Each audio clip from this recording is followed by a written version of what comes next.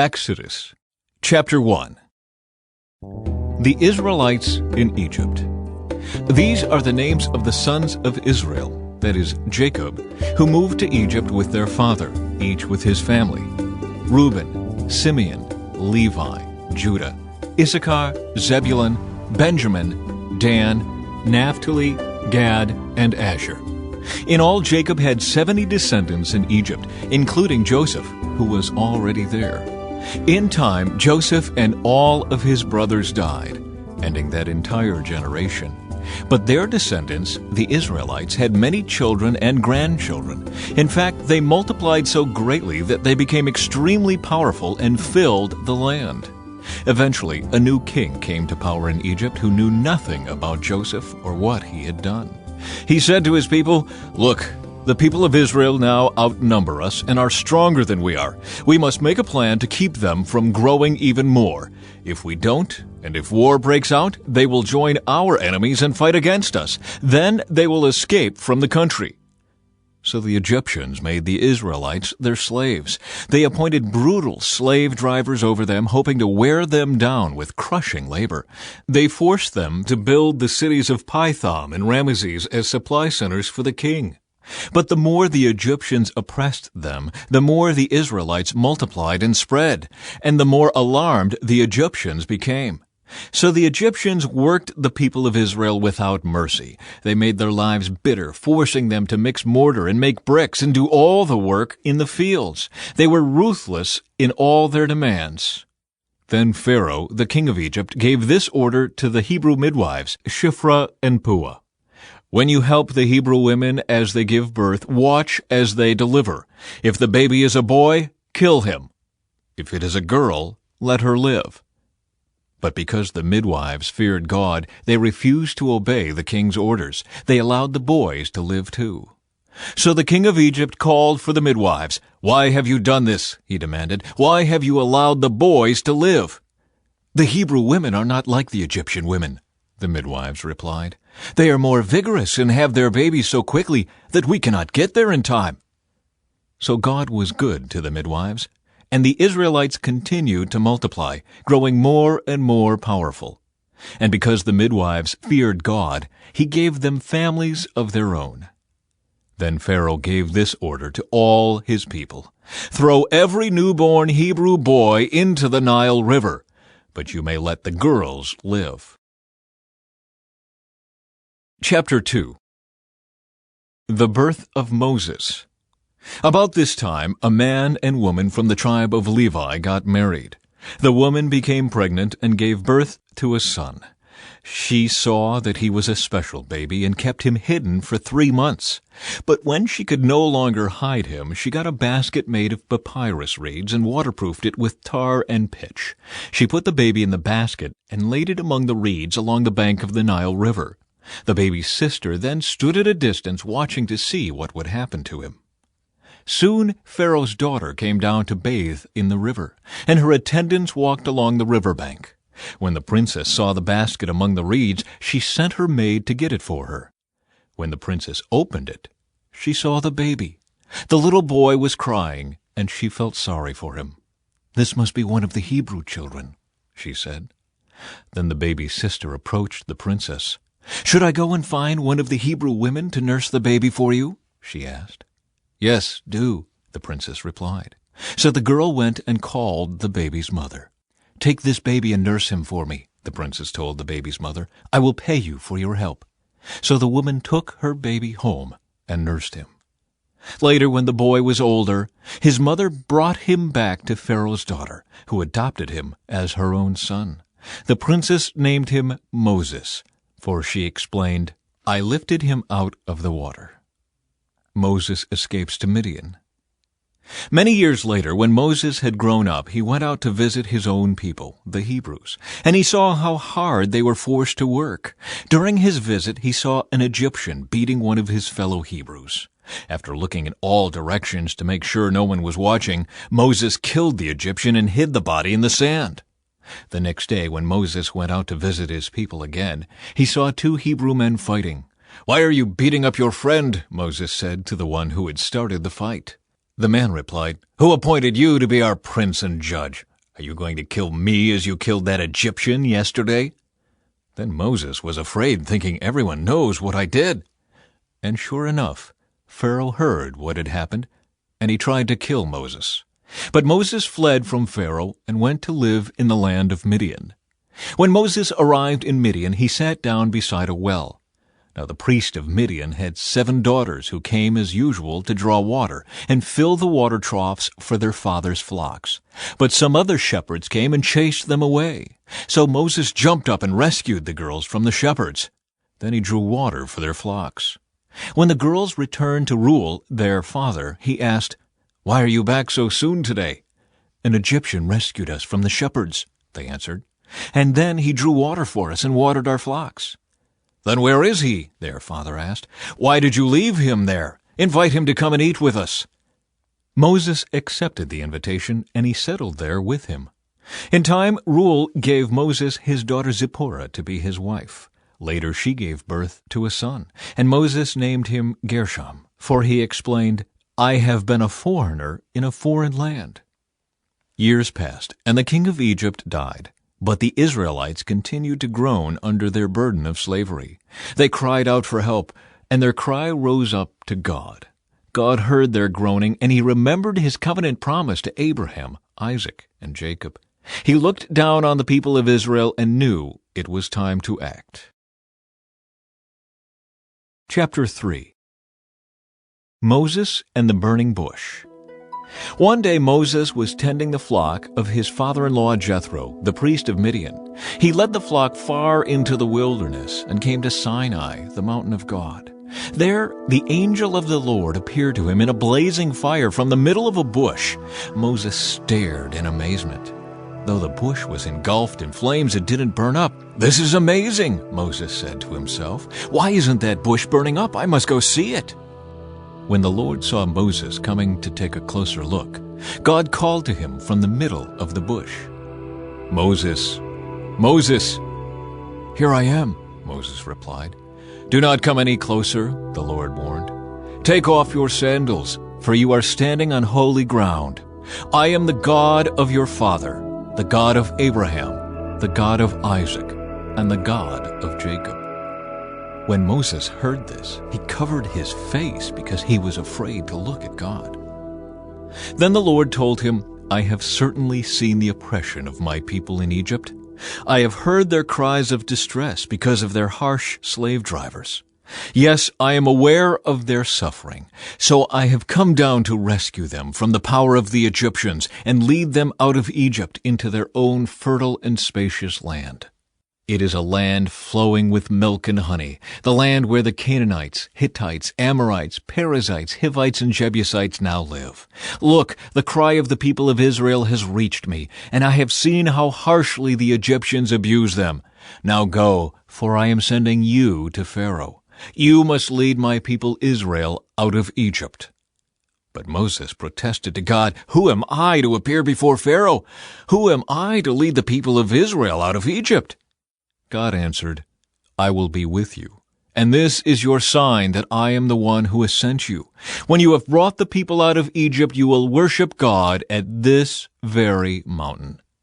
But Moses protested, "If I go to the people of Israel and tell them, 'The God of your ancestors has sent me to you,' they will ask me, 'What is his name?' Then what should I tell them?" God replied to Moses, "I am who I am. Say this to the people of Israel, 'I am has sent me to you.'" God also said to Moses, "Say this to the people of Israel, 'Yahweh, the God of your ancestors, the God of Abraham, the God of Isaac, and the God of Jacob, has sent me to you. This is my eternal name, my name to remember for all generations. Now go and call together all the elders of Israel. Tell them, 'The Lord, the God of your ancestors, the God of Abraham, Isaac, and Jacob, has appeared to me. He told me, I have been watching closely, and I see how the Egyptians are treating you. I have promised to rescue you from your oppression in Egypt. I will lead you to a land flowing with milk and honey, the land where the Canaanites, Hittites, Amorites, Perizzites, Hivites, and Jebusites now live. The elders of Israel will accept your message. Then you and the elders must go to the king of Egypt and tell him, 'The Lord, the God of the Hebrews, has met with us. So please let us take a 3-day journey into the wilderness to offer sacrifices to the Lord our God.'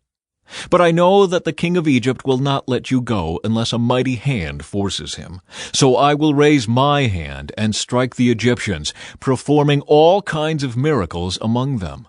Then at last he will let you go, and I will cause the Egyptians to look favorably on you. They will give you gifts when you go, so you will not leave empty-handed.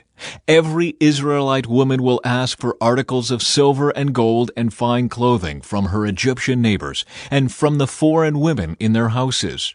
You will dress your sons and daughters with these, stripping the Egyptians of their wealth." Chapter 4. Signs of the Lord's Power. But Moses protested again. "What if they won't believe me or listen to me? What if they say, 'The Lord never appeared to you'?" Then the Lord asked him, "What is that in your hand?" "A shepherd's staff," Moses replied. "Throw it down on the ground," the Lord told him. So Moses threw down the staff, and it turned into a snake. Moses jumped back. Then the Lord told him, "Reach out and grab its tail." So Moses reached out and grabbed it, and it turned back into a shepherd's staff in his hand. "Perform this sign," the Lord told him.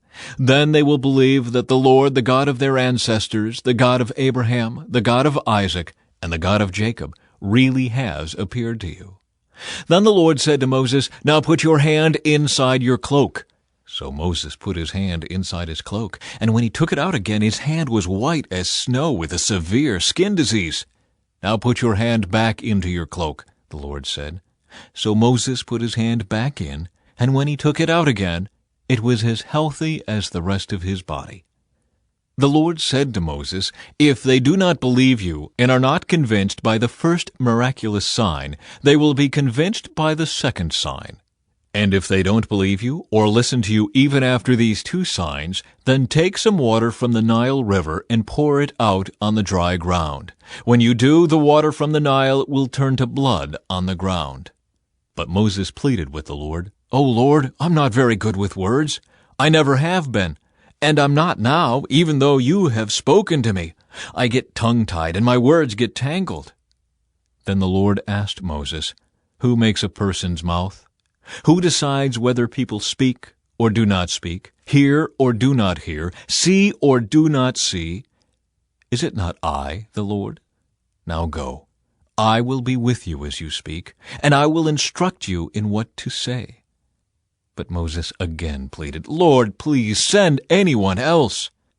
Then the Lord became angry with Moses. "All right," he said. "What about your brother Aaron the Levite? I know he speaks well, and look, he is on his way to meet you now. He will be delighted to see you. Talk to him, and put the words in his mouth. I will be with both of you as you speak, and I will instruct you both in what to do.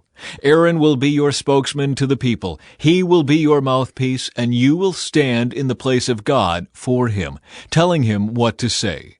And take your shepherd's staff with you and use it to perform the miraculous signs I have shown you." Moses returns to Egypt. So Moses went back home to Jethro, his father-in-law. "Please let me return to my relatives in Egypt," Moses said. "I don't even know if they are still alive." "Go in peace," Jethro replied. Before Moses left Midian, the Lord said to him, "Return to Egypt, for all those who wanted to kill you have died."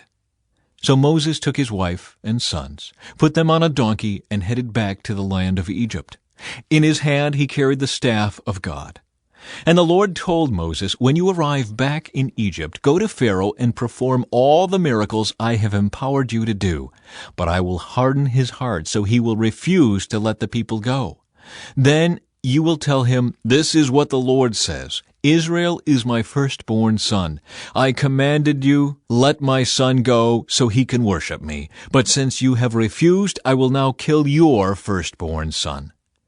On the way to Egypt, at a place where Moses and his family had stopped for the night, the Lord confronted him and was about to kill him. But Moses' wife Zipporah took a flint knife and circumcised her son. She touched his feet with the foreskin and said, "Now you are a bridegroom of blood to me." When she said a bridegroom of blood, she was referring to the circumcision. After that, the Lord left him alone. Now the Lord had said to Aaron, "Go out into the wilderness to meet Moses." So Aaron went and met Moses at the mountain of God, and he embraced him. Moses then told Aaron everything the Lord had commanded him to say, and he told him about the miraculous signs the Lord had commanded him to perform. Then Moses and Aaron returned to Egypt and called all the elders of Israel together. Aaron told them everything the Lord had told Moses, and Moses performed the miraculous signs as they watched. Then the people of Israel were convinced that the Lord had sent Moses and Aaron. When they heard that the Lord was concerned about them and had seen their misery, they bowed down and worshipped. Chapter 5.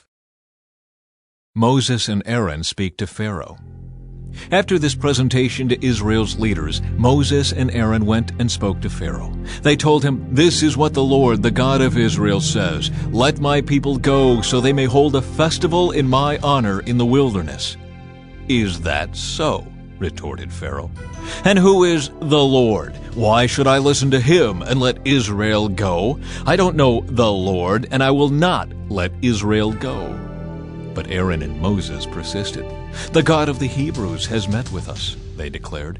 "So let us take a 3-day journey into the wilderness so we can offer sacrifices to the Lord our God. If we don't, he will kill us with a plague or with the sword."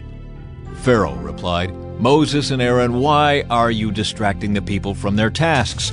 Get back to work. Look, there are many of your people in the land, and you are stopping them from their work." Making bricks without straw. That same day, Pharaoh sent this order to the Egyptian slave drivers and the Israelite foremen. "Do not supply any more straw for making bricks. Make the people get it themselves, but still require them to make the same number of bricks as before. Don't reduce the quota. They are lazy. That's why they are crying out, 'Let us go and offer sacrifices to our God.' Load them down with more work. Make them sweat. That will teach them to listen to lies." So the slave drivers and foremen went out and told the people, "This is what Pharaoh says. I will not provide any more straw for you. Go and get it yourselves. Find it wherever you can, but you must produce just as many bricks as before." So the people scattered throughout the land of Egypt in search of stubble to use as straw. Meanwhile, the Egyptian slave drivers continued to push hard. "Meet your daily quota of bricks, just as you did when we provided you with straw," they demanded. Then they whipped the Israelite foreman they had put in charge of the work crews. "Why haven't you met your quotas either yesterday or today?" they demanded. So the Israelite foreman went to Pharaoh and pleaded with him. "Please don't treat your servants like this," they begged. "We are given no straw, but the slave drivers still demand make bricks. We are being beaten, but it isn't our fault. Your own people are to blame." But Pharaoh shouted, "You're just lazy, lazy. That's why you're saying, 'Let us go and offer sacrifices to the Lord.' Now get back to work. No straw will be given to you, but you must still produce the full quota of bricks." The Israelite foremen could see that they were in serious trouble when they were told, "You must not reduce the number of bricks you make each day." As they left Pharaoh's court, they confronted Moses and Aaron, who were waiting outside for them. The foreman said to them, "May the Lord judge and punish you for making us stink before Pharaoh and his officials. You have put a sword into their hands, an excuse to kill us." Then Moses went back to the Lord and protested, "Why have you brought all this trouble on your own people, Lord? Why did you send me? Ever since I came to Pharaoh as your spokesman, he has been even more brutal to your people, and you have done nothing to rescue them." Chapter 6. Promises of deliverance. Then the Lord told Moses, "Now you will see what I will do to Pharaoh. When he feels the force of my strong hand, he will let the people go. In fact, he will force them to leave his land." And God said to Moses, "I am Yahweh, the Lord. I appeared to Abraham, to Isaac, and to Jacob as El Shaddai, God Almighty, but I did not reveal my name, Yahweh, to them. And I reaffirmed my covenant with them. Under its terms I promised to give them the land of Canaan, where they were living as foreigners. You can be sure that I have heard the groans of the people of Israel, who are now slaves to the Egyptians, and I am well aware of my covenant with them. Therefore say to the people of Israel, I am the Lord. I will free you from your oppression and will rescue you from your slavery in Egypt. I will redeem you with a powerful arm and great acts of judgment. I will claim you as my own people, and I will be your God. Then you will know that I am the Lord your God, who has freed you from your oppression in Egypt. I will bring you into the land I swore to give to Abraham, Isaac, and Jacob. I will give it to you as your very own possession. I am the Lord. So Moses told the people of Israel what the Lord had said, but they refused to listen any more. They had become too discouraged by the brutality of their slavery. Then the Lord said to Moses, Go back to Pharaoh, the king of Egypt, and tell him to let the people of Israel leave his country. But Lord, Moses objected, my own people won't listen to me anymore. How can I expect Pharaoh to listen? I'm such a clumsy speaker. But the Lord spoke to Moses and Aaron and gave them orders for the Israelites and for Pharaoh, the king of Egypt. The Lord commanded Moses and Aaron to lead the people of Israel out of Egypt. The ancestors of Moses and Aaron. These are the ancestors of some of the clans of Israel. The sons of Reuben, Israel's oldest son, were Hanok, Palu, Hezron, and Carmi. Their descendants became the clans of Reuben. The sons of Simeon were Jemuel, Jamin, Ohad, Jachin, Zohar, and Shaul. Shaul's mother was a Canaanite woman. Their descendants became the clans of Simeon. These are the descendants of Levi, as listed in their family records. The sons of Levi were Gershon, Kohath, and Merari. Levi lived to be 137 years old. The descendants of Gershon included Libni and Shimei, each of whom became the ancestor of a clan. The descendants of Kohath included Amram, Izhar, Hebron, and Uzziel. Kohath lived to be 133 years old. The descendants of Merari included Melai and Mushai. These are the clans of the Levites as listed in their family records. Amram married his father's sister Jochebed, and she gave birth to his sons Aaron and Moses. Amram lived to be 137 years old. The sons of Izhar were Korah, Nepheg, and Zichri. The sons of Uzziel were Mishael, Elzaphan, and Zithri.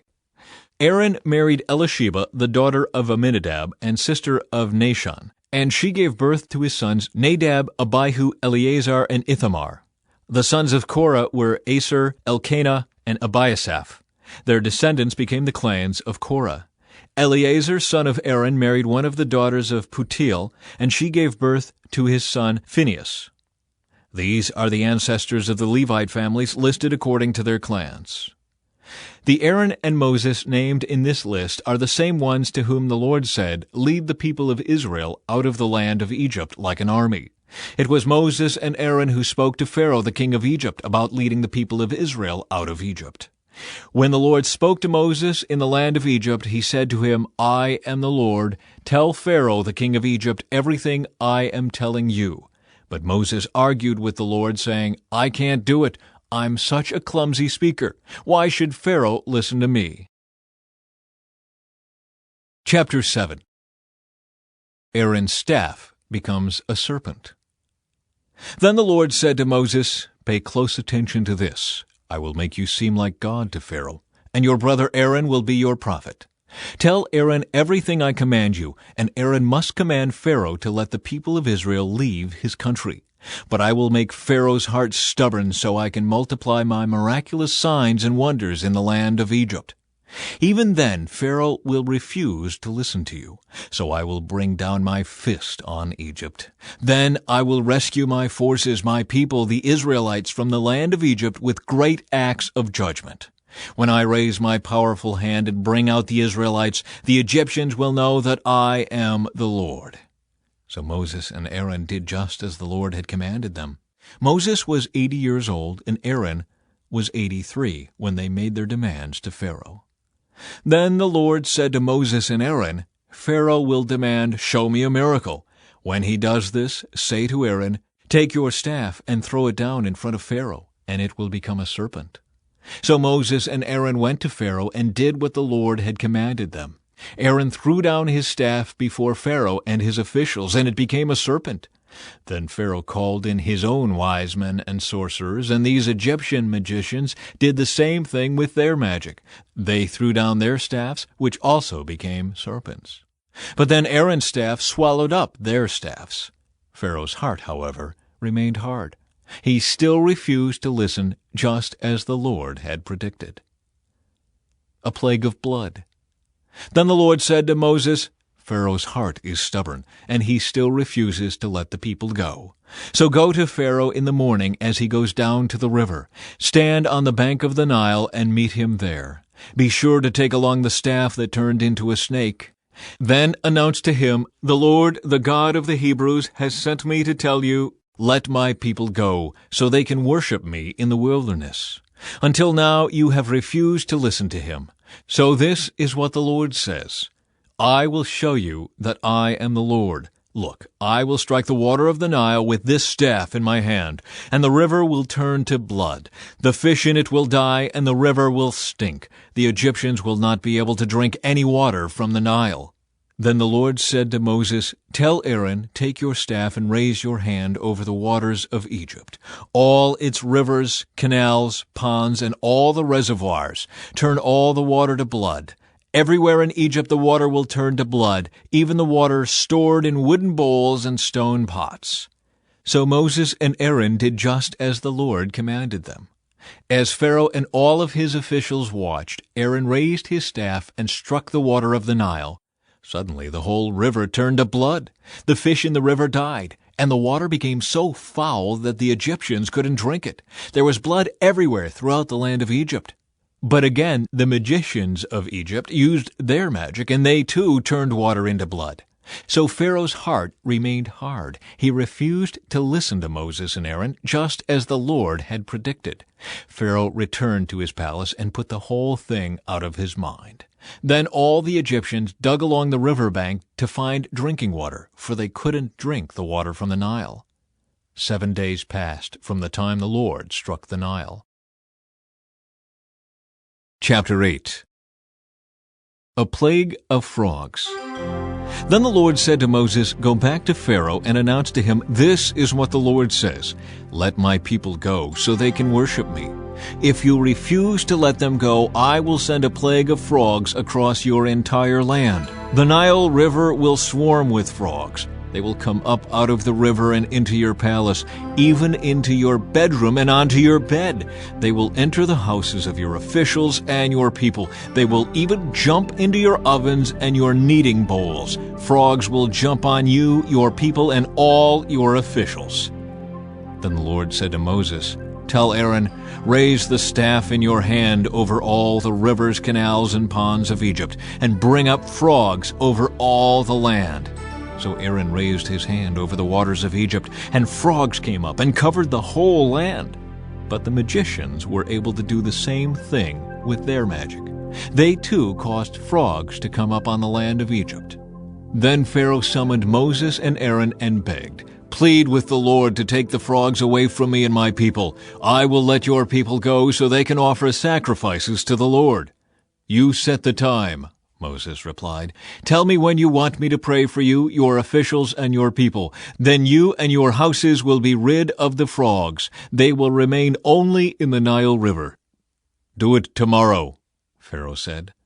"All right," Moses replied. "It will be as you have said. Then you will know that there is no one like the Lord our God. The frogs will leave you and your houses, your officials, and your people. They will remain only in the Nile River." So Moses and Aaron left Pharaoh's palace, and Moses cried out to the Lord about the frogs he had inflicted on Pharaoh. And the Lord did just what Moses had predicted. The frogs in the houses, the courtyards, and the fields all died. The Egyptians piled them into great heaps, and a terrible stench filled the land. But when Pharaoh saw that relief had come, he became stubborn. He refused to listen to Moses and Aaron, just as the Lord had predicted. A plague of gnats. So the Lord said to Moses, "Tell Aaron, raise your staff and strike the ground. The dust will turn into swarms of gnats throughout the land of Egypt." So Moses and Aaron did just as the Lord had commanded them. When Aaron raised his hand and struck the ground with his staff, gnats infested the entire land, covering the Egyptians and their animals. All the dust in the land of Egypt turned into gnats. Pharaoh's magicians tried to do the same thing with their secret arts, but this time they failed, and the gnats covered everyone, people and animals alike. "This is the finger of God," the magicians exclaimed to Pharaoh. But Pharaoh's heart remained hard. He wouldn't listen to them, just as the Lord had predicted. A plague of flies. Then the Lord told Moses, "Get up early in the morning and stand in Pharaoh's way as he goes down to the river. Say to him, 'This is what the Lord says. Let my people go, so they can worship me. If you refuse, then I will send swarms of flies on you, your officials, your people, and all the houses. The Egyptian homes will be filled with flies, and the ground will be covered with them. But this time I will spare the region of Goshen, where my people live. No flies will be found there. Then you will know that I am the Lord, and that I am present even in the heart of your land. I will make a clear distinction between my people and your people. This miraculous sign will happen tomorrow." And the Lord did just as he had said. A thick swarm of flies filled Pharaoh's palace and the houses of his officials. The whole land of Egypt was thrown into chaos by the flies. Pharaoh called for Moses and Aaron. "All right, go ahead and offer sacrifices to your God," he said, "but do it here in this land." But Moses replied, "That wouldn't be right. The Egyptians detest the sacrifices that we offer to the Lord our God. Look, if we offer our sacrifices here where the Egyptians can see us, they will stone us. We must take a 3-day trip into the wilderness to offer sacrifices to the Lord our God, just as he has commanded us." "All right, go ahead," Pharaoh replied. "I will let you go into the wilderness to offer sacrifices to the Lord your God, but don't go too far away. Now hurry and pray for me." Moses answered, "As soon as I leave you, I will pray to the Lord, and tomorrow the swarms of flies will disappear from you and your officials and all your people. But I am warning you, Pharaoh, don't lie to us again and refuse to let the people go to sacrifice to the Lord." So Moses left Pharaoh's palace and pleaded with the Lord to remove all the flies. And the Lord did as Moses asked, and caused the swarms of flies to disappear from Pharaoh, his officials, and his people. Not a single fly remained. But Pharaoh again became stubborn and refused to let the people go. Chapter 9. A plague against livestock. "Go back to Pharaoh," the Lord commanded Moses. "Tell him, 'This is what the Lord, the God of the Hebrews, says. Let my people go so they can worship me. If you continue to hold them and refuse to let them go, the hand of the Lord will strike all your livestock, your horses, donkeys, camels, cattle, sheep, and goats, with a deadly plague. But the Lord will again make a distinction between the livestock of the Israelites and that of the Egyptians. Not a single one of Israel's animals will die. The Lord has already set the time for the plague to begin. He has declared that he will strike the land tomorrow." And the Lord did just as he had said. The next morning all the livestock of the Egyptians died. But the Israelites didn't lose a single animal. Pharaoh sent his officials to investigate, and they discovered that the Israelites had not lost a single animal. But even so, Pharaoh's heart remained stubborn, and he still refused to let the people go. A plague of festering boils. Then the Lord said to Moses and Aaron, "Take handfuls of soot from a brick kiln, and have Moses toss it into the air while Pharaoh watches. The ashes will spread like fine dust over the whole land of Egypt, causing festering boils to break out on people and animals throughout the land." So they took soot from a brick kiln and went and stood before Pharaoh. As Pharaoh watched, Moses threw the soot into the air, and boils broke out on people and animals alike. Even the magicians were unable to stand before Moses, because the boils had broken out on them and all the Egyptians. But the Lord hardened Pharaoh's heart, and just as the Lord had predicted to Moses, Pharaoh refused to listen. a plague of hail. Then the Lord said to Moses, "Get up early in the morning and stand before Pharaoh. Tell him, 'This is what the Lord, the God of the Hebrews, says, Let my people go so they can worship me. If you don't, I will send more plagues on you and your officials and your people. Then you will know that there is no one like me in all the earth. By now I could have lifted my hand and struck you and your people with a plague to wipe you off the face of the earth. But I have spared you for a purpose, to show you my power and to spread my fame throughout the earth. But you still lord it over my people and refuse to let them go. So tomorrow at this time I will send a hailstorm more devastating than any in all the history of Egypt. Quick, order your livestock and servants to come in from the fields to find shelter. Any person or animal left outside will die when the hail falls." Some of Pharaoh's officials were afraid because of what the Lord had said. They quickly brought their servants and livestock in from the fields. But those who paid no attention to the word of the Lord left theirs out in the open. Then the Lord said to Moses, "Lift your hand toward the sky, so hail may fall on the people, the livestock, and all the plants throughout the land of Egypt." So Moses lifted his staff toward the sky, and the Lord sent thunder and hail, and lightning flashed toward the earth. The Lord sent a tremendous hailstorm against all the land of Egypt. Never in all the history of Egypt had there been a storm like that, with such devastating hail and continuous lightning. It left all of Egypt in ruins. The hail struck down everything in the open field, people, animals, and plants alike. Even the trees were destroyed. The only place without hail was the region of Goshen where the people of Israel lived. Then Pharaoh quickly summoned Moses and Aaron. "This time I have sinned," he confessed. "The Lord is the righteous one, and my people and I are wrong. Please beg the Lord to end this terrifying thunder and hail. We've had enough. I will let you go. You don't need to stay any longer." "All right," Moses replied. "As soon as I leave the city, I will lift my hands and pray to the Lord. Then the thunder and hail will stop, and you will know that the earth belongs to the Lord. But I know that you and your officials still do not fear the Lord God." All the flax and barley were ruined by the hail, because the barley had formed heads and the flax was budding. But the wheat and the emmer wheat were spared, because they had not yet sprouted from the ground. So Moses left Pharaoh's court and went out of the city. When he lifted his hands to the Lord, the thunder and hail stopped, and the downpour ceased. But when Pharaoh saw that the rain, hail, and thunder had stopped, he and his officials sinned again, and Pharaoh again became stubborn. Because his heart was hard, Pharaoh refused to let the people leave, just as the Lord had predicted through Moses. Chapter 10. A plague of locusts. Then the Lord said to Moses, "Return to Pharaoh and make your demands again.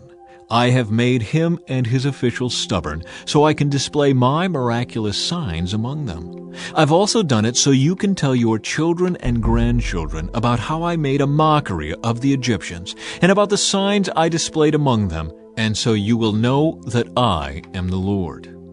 So Moses and Aaron went to Pharaoh and said, "This is what the Lord, the God of the Hebrews, says. How long will you refuse to submit to me? Let my people go so they can worship me. If you refuse, watch out, for tomorrow I will bring a swarm of locusts on your country. They will cover the land so that you won't be able to see the ground. They will devour what little is left of your crops after the hailstorm, including all the trees growing in the fields. They will overrun your palaces and the homes of your officials and all the houses in Egypt. Never in the history of Egypt have your ancestors seen a plague like this one." And with that, Moses turned and left Pharaoh. Pharaoh's officials now came to Pharaoh and appealed to him. "How long will you let this man hold us hostage? Let the men go to worship the Lord their God. Don't you realize that Egypt lies in ruins?" So Moses and Aaron were brought back to Pharaoh. "All right," he told them, "go and worship the Lord your God. But who exactly will be going with you?" Moses replied, "We will all go, young and old, our sons and daughters, and our flocks and herds. We must all join together in celebrating a festival to the Lord." Pharaoh retorted, "The Lord will certainly need to be with you if I let you take your little ones. I can see through your evil plan. Never, only the men may go and worship the Lord, since that is what you requested." And Pharaoh threw them out of the palace. Then the Lord said to Moses, "Raise your hand over the land of Egypt to bring on the locusts. Let them cover the land and devour every plant that survived the hailstorm." So Moses raised his staff over Egypt, and the Lord caused an east wind to blow over the land all that day and through the night. When morning arrived, the east wind had brought the locusts. And the locusts swarmed over the whole land of Egypt, settling in dense swarms from one end of the country to the other. It was the worst locust plague in Egyptian history, and there has never been another one like it. For the locusts covered the whole country and darkened the land. They devoured every plant in the fields and all the fruit on the trees that had survived the hailstorm. Not a single leaf was left on the trees and plants throughout the land of Egypt. Pharaoh quickly summoned Moses and Aaron. "I have sinned against the Lord your God and against you," he confessed. "Forgive my sin just this once and plead with the Lord your God to take away this death from me." So Moses left Pharaoh's court and pleaded with the Lord. The Lord responded by shifting the wind, and the strong west wind blew the locusts into the Red Sea.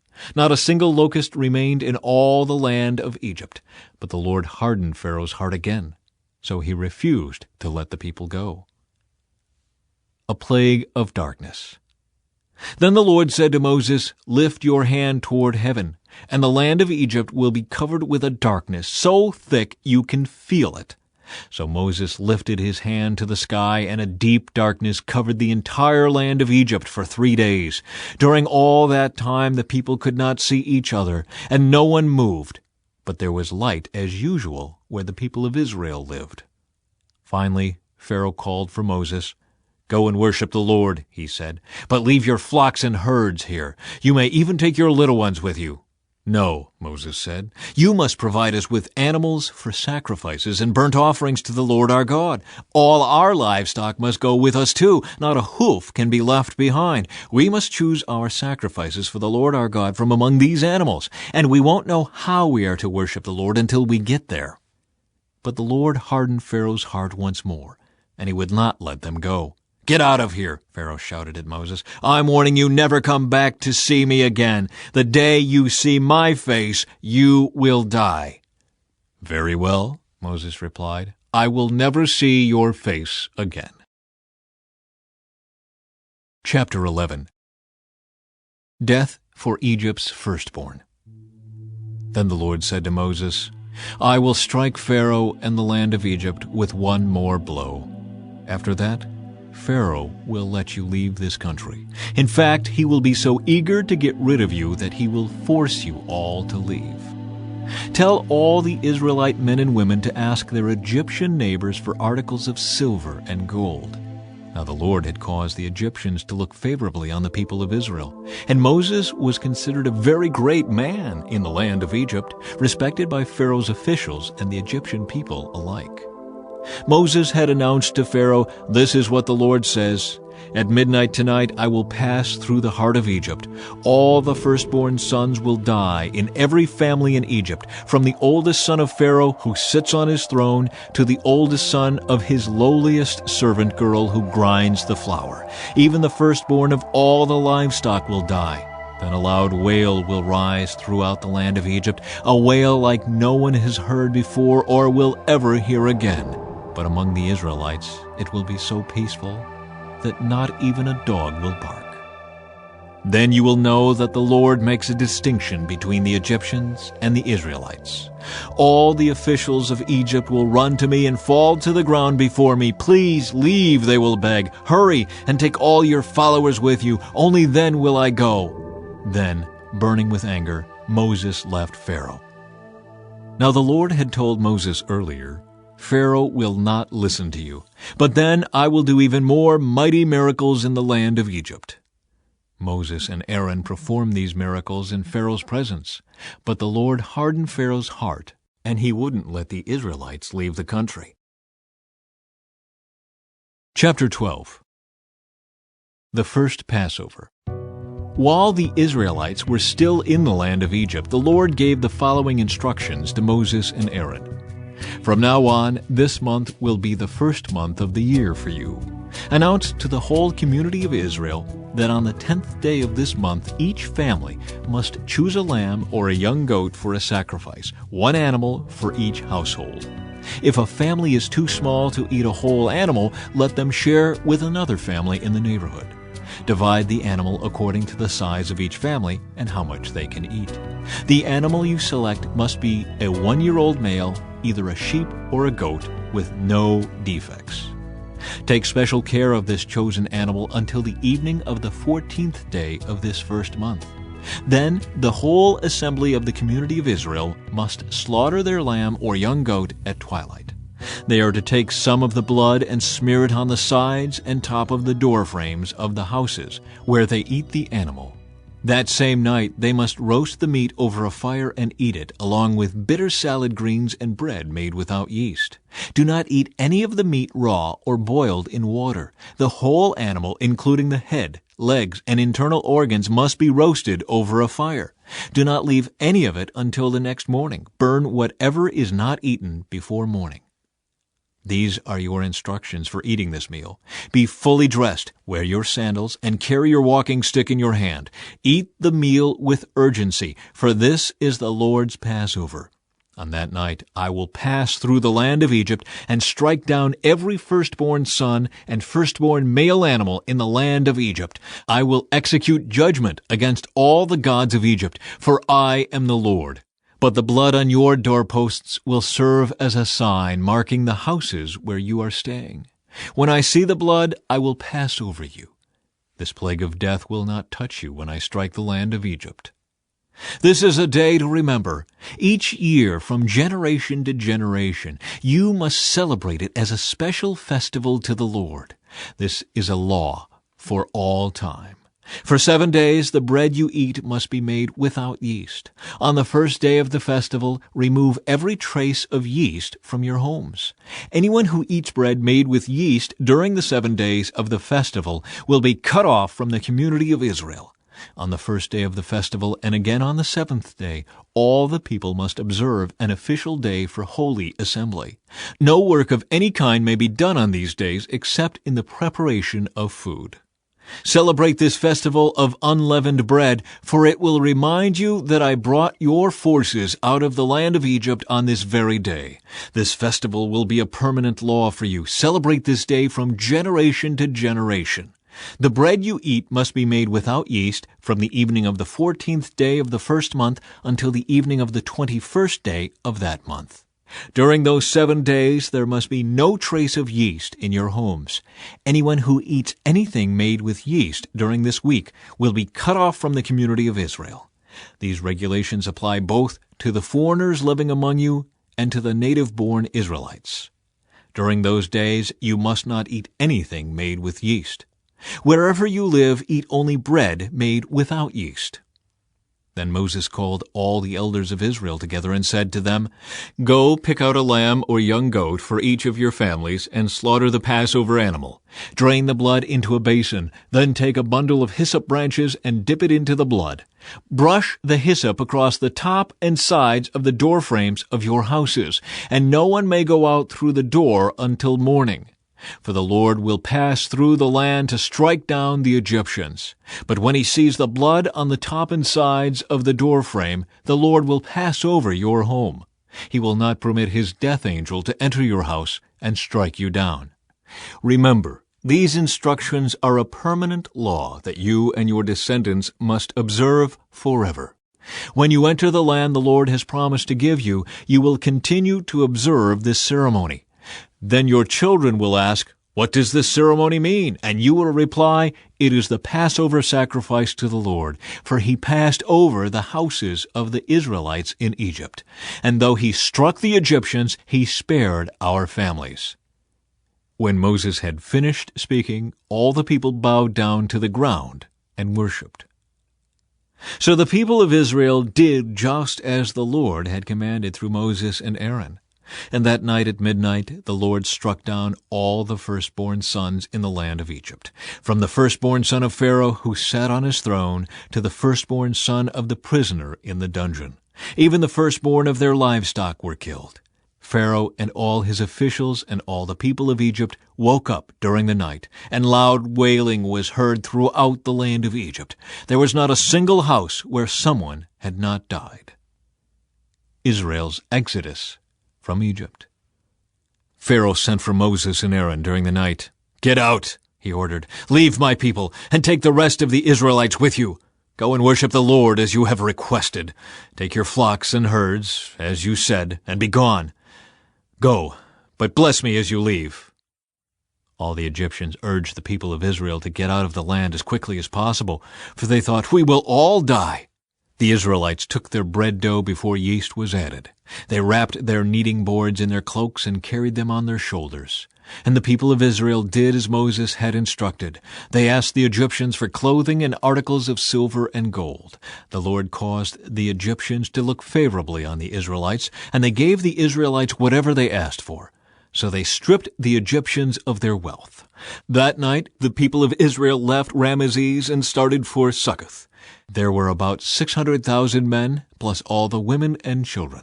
A rabble of non-Israelites went with them, along with great flocks and herds of livestock. For bread they baked flat cakes from the dough without yeast they had brought from Egypt. It was made without yeast because the people were driven out of Egypt in such a hurry that they had no time to prepare the bread or other food. The people of Israel had lived in Egypt for 430 years. In fact, it was on the last day of the 430th year that all the Lord's forces left the land. On this night, the Lord kept his promise to bring his people out of the land of Egypt. So this night belongs to him, and it must be commemorated every year by all the Israelites from generation to generation. Instructions for the Passover. Then the Lord said to Moses and Aaron, "These are the instructions for the festival of Passover. No outsiders are allowed to eat the Passover meal, but any slave who has been purchased may eat it if he has been circumcised. Temporary residents and hired servants may not eat it. Each Passover lamb must be eaten in one house. Do not carry any of its meat outside, and do not break any of its bones. The whole community of Israel must celebrate this Passover festival. If there are foreigners living among you who want to celebrate the Lord's Passover, let all their males be circumcised. Only then may they celebrate the Passover with you like any native-born Israelite. But no uncircumcised male may ever eat the Passover meal. This instruction applies to everyone, whether a native-born Israelite or a foreigner living among you." So all the people of Israel followed all the Lord's commands to Moses and Aaron. On that very day the Lord brought the people of Israel out of the land of Egypt like an army. Chapter 13. Dedication of the Firstborn.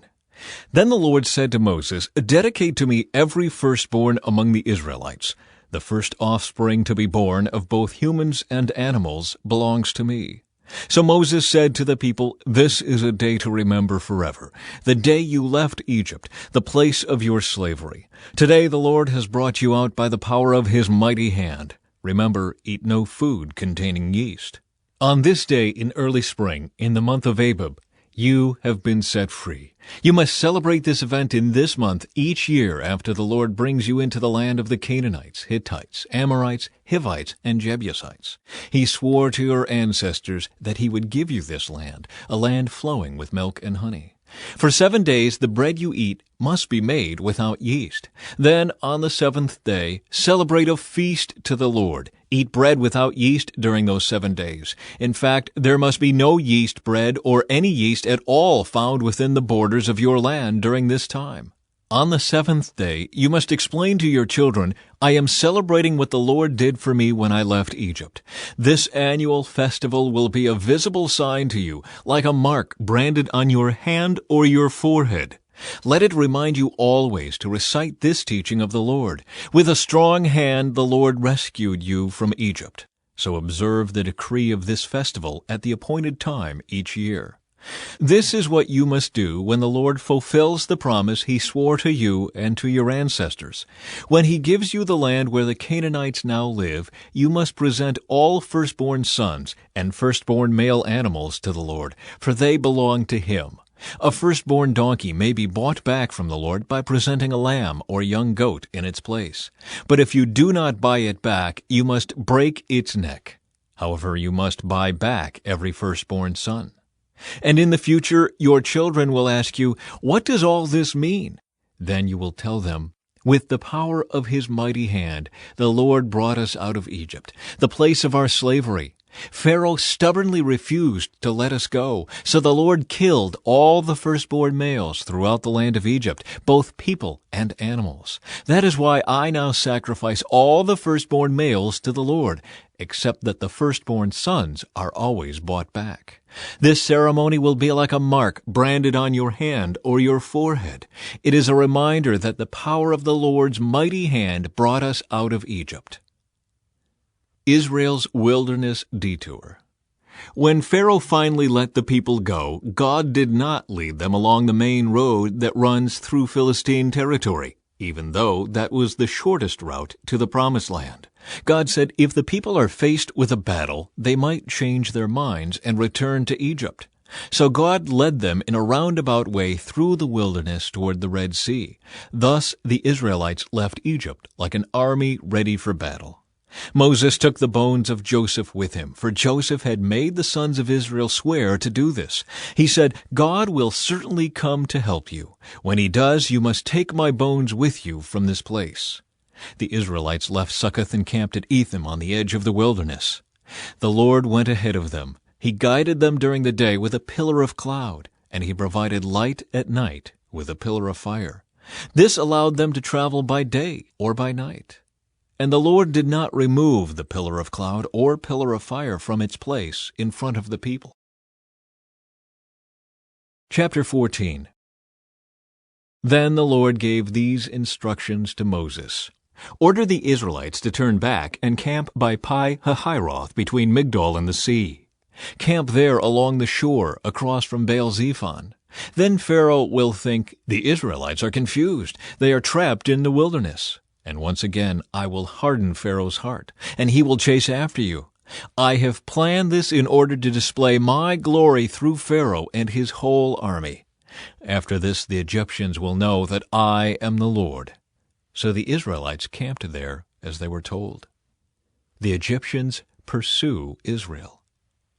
When word reached the king of Egypt that the Israelites had fled, Pharaoh and his officials changed their minds.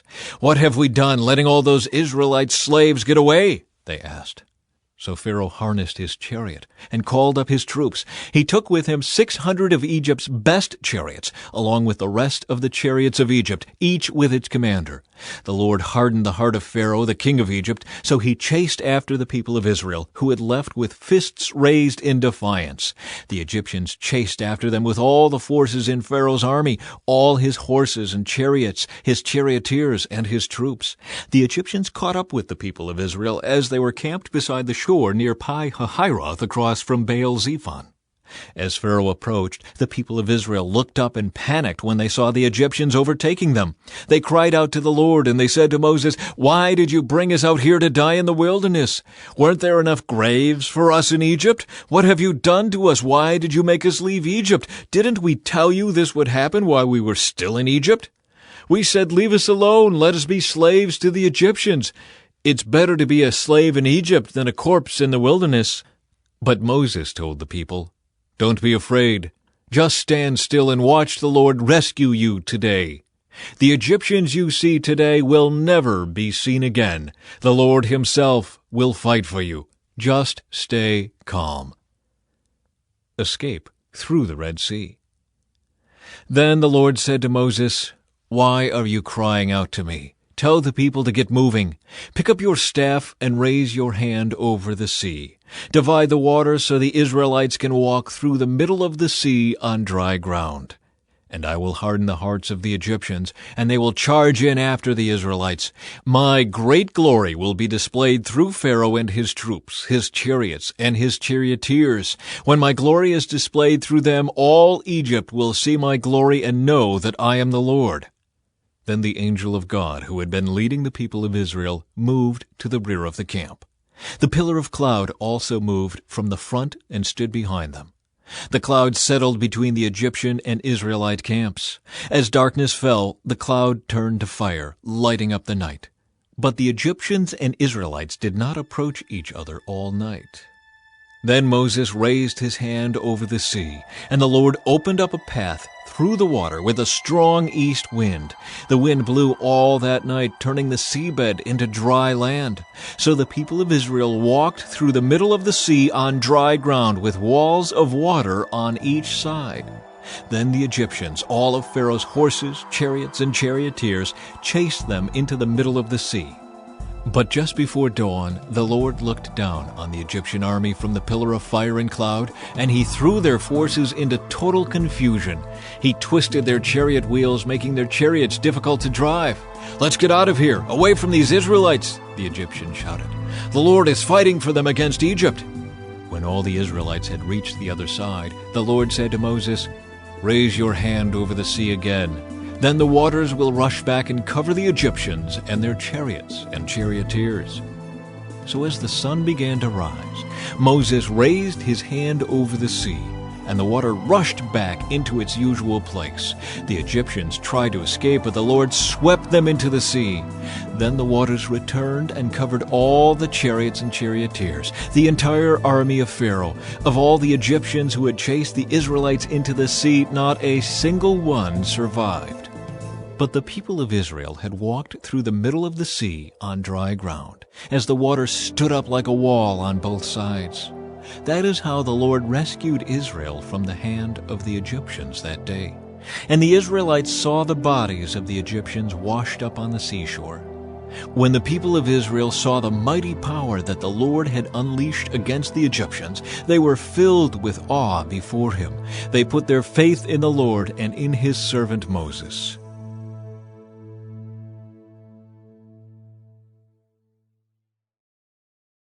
Chapter 15. A Song of Deliverance. Then Moses and the people of Israel sang this song to the Lord. "I will sing to the Lord, for he has triumphed gloriously. He has hurled both horse and rider into the sea. The Lord is my strength and my song. He has given me victory. This is my God, and I will praise him, my father's God, and I will exalt him. The Lord is a warrior. Yahweh is his name. Pharaoh's chariots and army he has hurled into the sea. The finest of Pharaoh's officers are drowned in the Red Sea. The deep waters gushed over them. They sank to the bottom like a stone. Your right hand, O Lord, is glorious in power. Your right hand, O Lord, smashes the enemy. In the greatness of your majesty you overthrow those who rise against you. You unleash your blazing fury. It consumes them like straw. At the blast of your breath the waters piled up. The surging waters stood straight like a wall. In the heart of the sea the deep waters became hard. The enemy boasted, "I will chase them and catch up with them. I will plunder them and consume them. I will flash my sword. My powerful hand will destroy them." But you blew with your breath, and the sea covered them. They sank like lead in the mighty waters. Who is like you among the gods, O Lord, glorious in holiness, awesome in splendor, performing great wonders? You raised your right hand, and the earth swallowed our enemies. With your unfailing love you lead the people you have redeemed. In your might you guide them to your sacred home. The peoples hear and tremble. Anguish grips those who live in Philistia. The leaders of Edom are terrified. The nobles of Moab tremble. All who live in Canaan melt away. Terror and dread fall upon them. The power of your arm makes them lifeless as stone until your people pass by, O Lord, until the people you purchased pass by. You will bring them in and plant them on your own mountain, the place, O Lord, reserved for your own dwelling, the sanctuary, O Lord, that your hands have established. The Lord will reign forever and ever. When Pharaoh's horses, chariots, and charioteers rushed into the sea, the Lord brought the water crashing down on them. But the people of Israel had walked through the middle of the sea on dry ground. Then Miriam the prophet, Aaron's sister, took a tambourine and led all the women as they played their tambourines and danced. And Miriam sang this song, "Sing to the Lord, for he has triumphed gloriously. He has hurled both horse and rider into the sea." Bitter water at Marah. Then Moses led the people of Israel away from the Red Sea, and they moved out into the desert of Shur.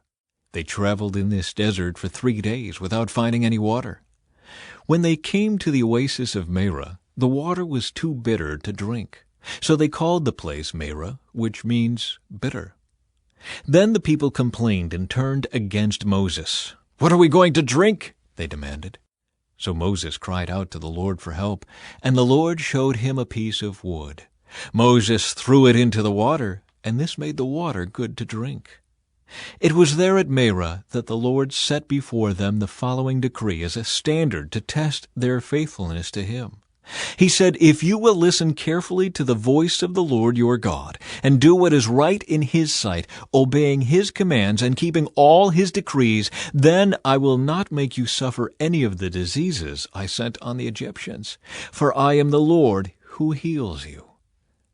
After leaving Marah, the Israelites traveled on to the oasis of Elim, where they found 12 springs and 70 palm trees. They camped there beside the water. Chapter 16. Manna and quail from heaven. Then the whole community of Israel set out from Elim and journeyed into the wilderness of Sin, between Elim and Mount Sinai. They arrived there on the 15th day of the 2nd month, 1 month after leaving the land of Egypt. There, too, the whole community of Israel complained about Moses and Aaron. "If only the Lord had killed us back in Egypt," they moaned. "There we sat around pots filled with meat and ate all the bread we wanted, but now you have brought us into this wilderness to starve us all to death." Then the Lord said to Moses, "Look, I'm going to rain down food from heaven for you. Each day the people can go out and pick up as much food as they need for that day. I will test them in this to see whether or not they will follow my instructions. On the 6th day they will gather food, and when they prepare it, there will be twice as much as usual." So Moses and Aaron said to all the people of Israel, "By evening you will realize it was the Lord who brought you out of the land of Egypt. In the morning you will see the glory of the Lord, because he has heard your complaints, which are against him, not against us. What have we done that you should complain about us?" Then Moses added, "The Lord will give you meat to eat in the evening and bread to satisfy you in the morning, for he has heard all your complaints against him. What have we done? Yes, your complaints are against the Lord, not against us." Then Moses said to Aaron, "Announce this to the entire community of Israel. Present yourselves before the Lord, for he has heard your complaining."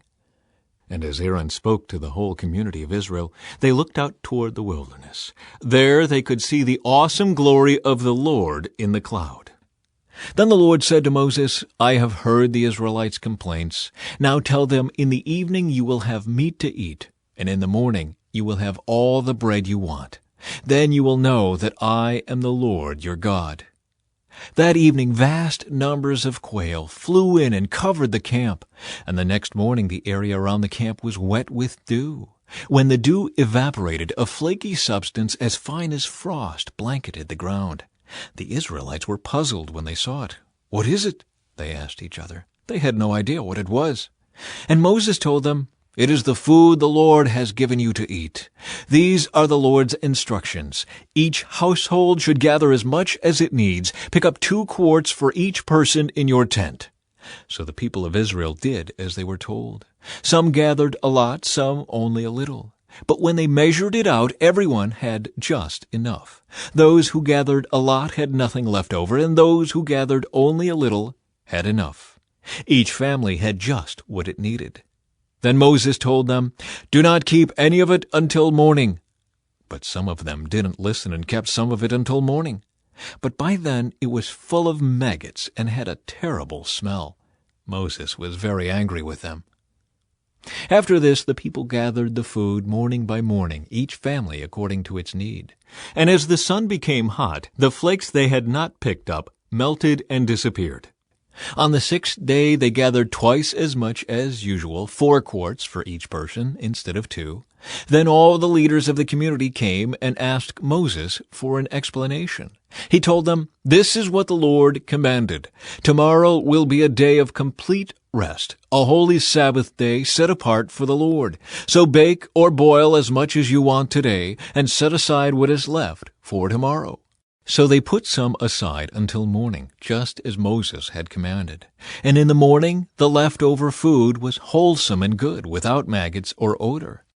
Moses said, "Eat this food today, for today is a Sabbath day, dedicated to the Lord. There will be no food on the ground today. You may gather the food for 6 days, but the 7th day is the Sabbath.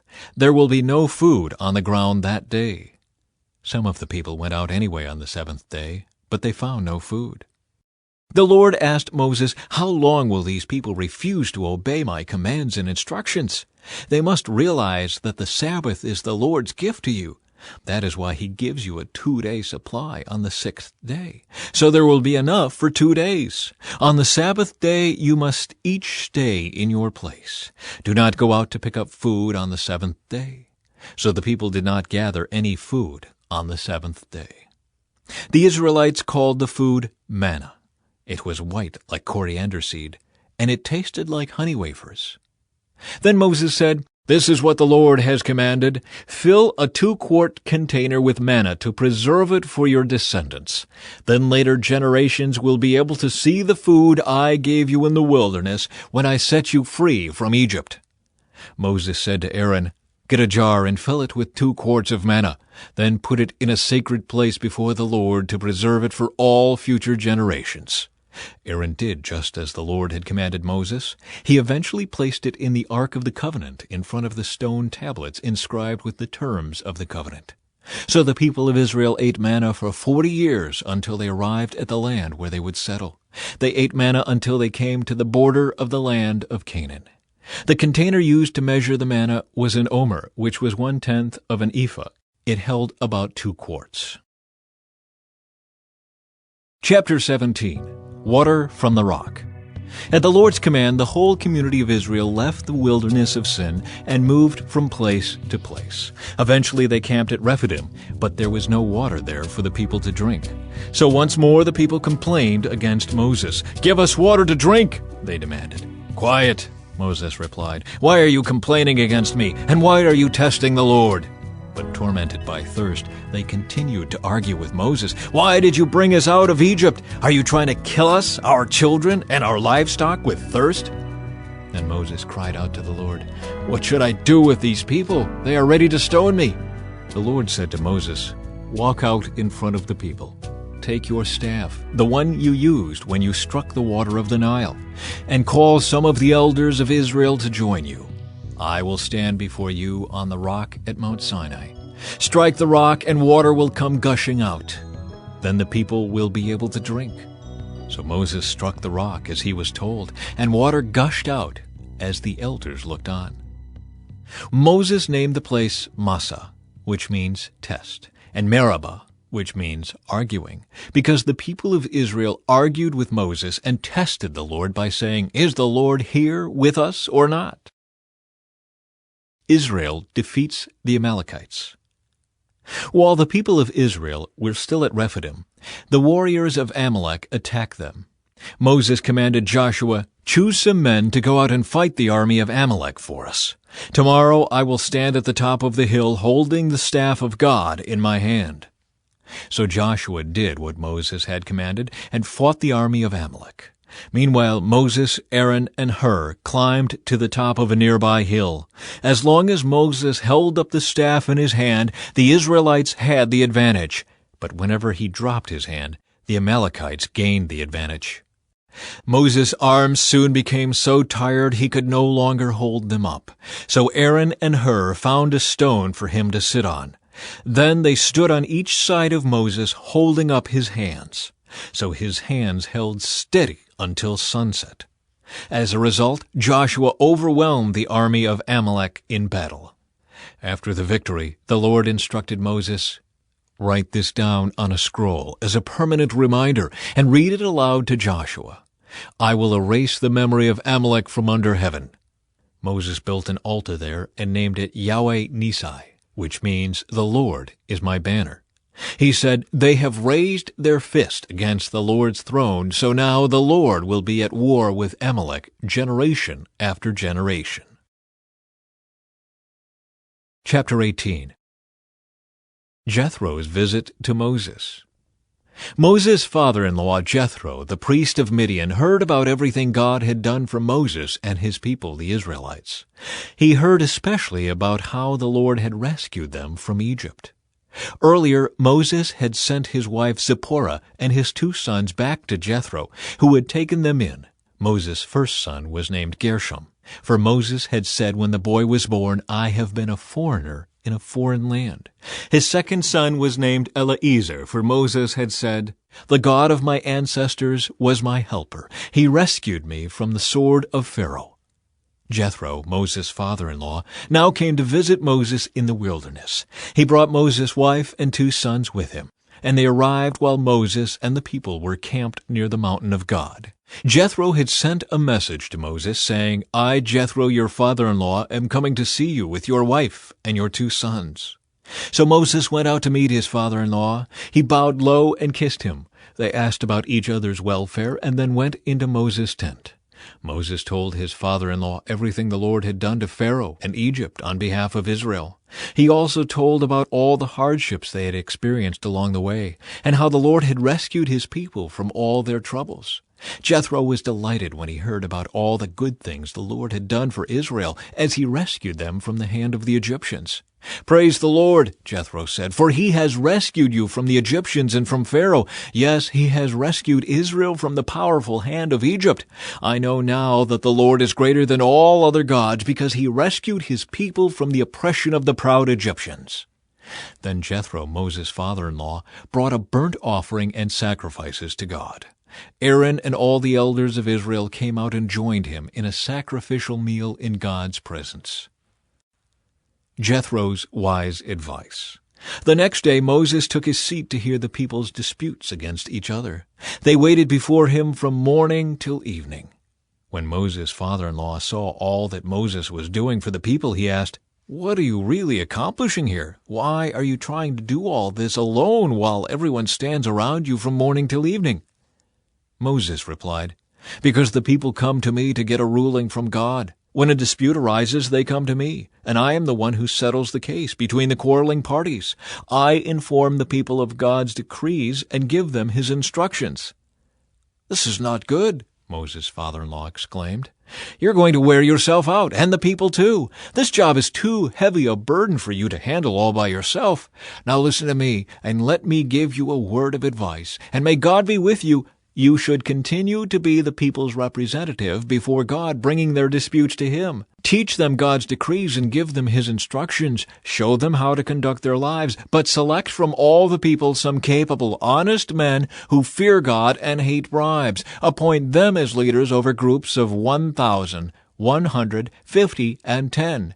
They should always be available to solve the people's common disputes, but have them bring the major cases to you.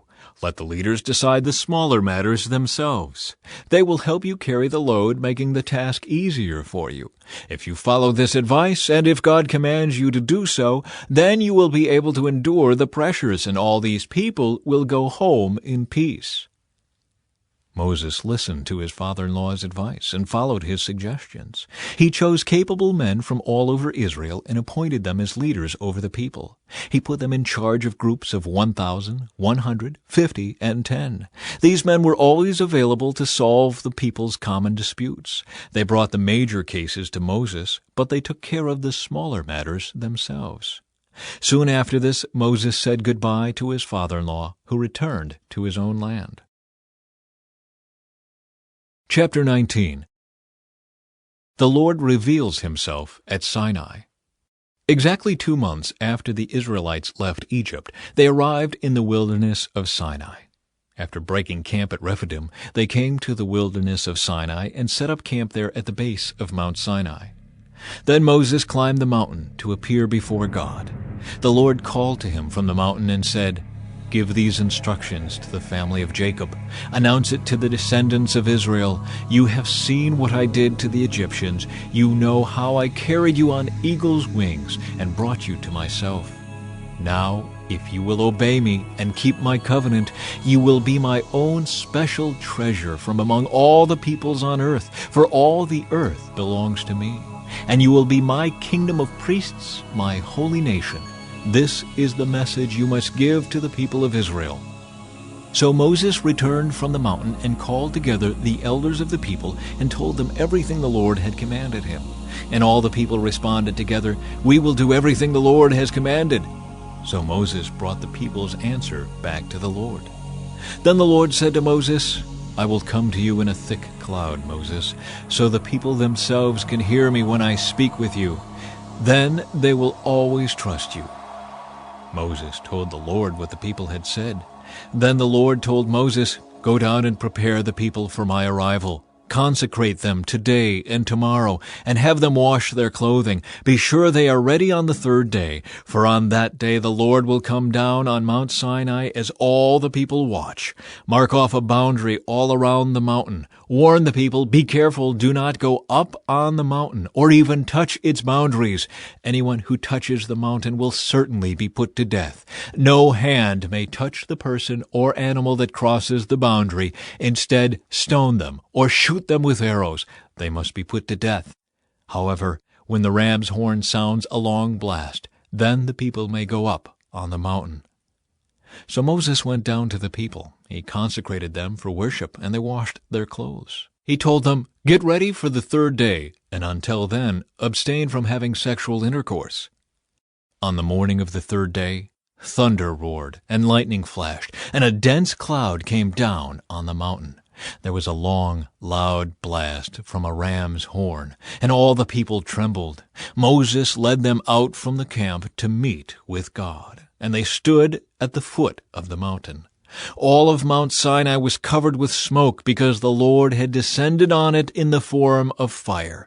The smoke billowed into the sky like smoke from a brick kiln, and the whole mountain shook violently.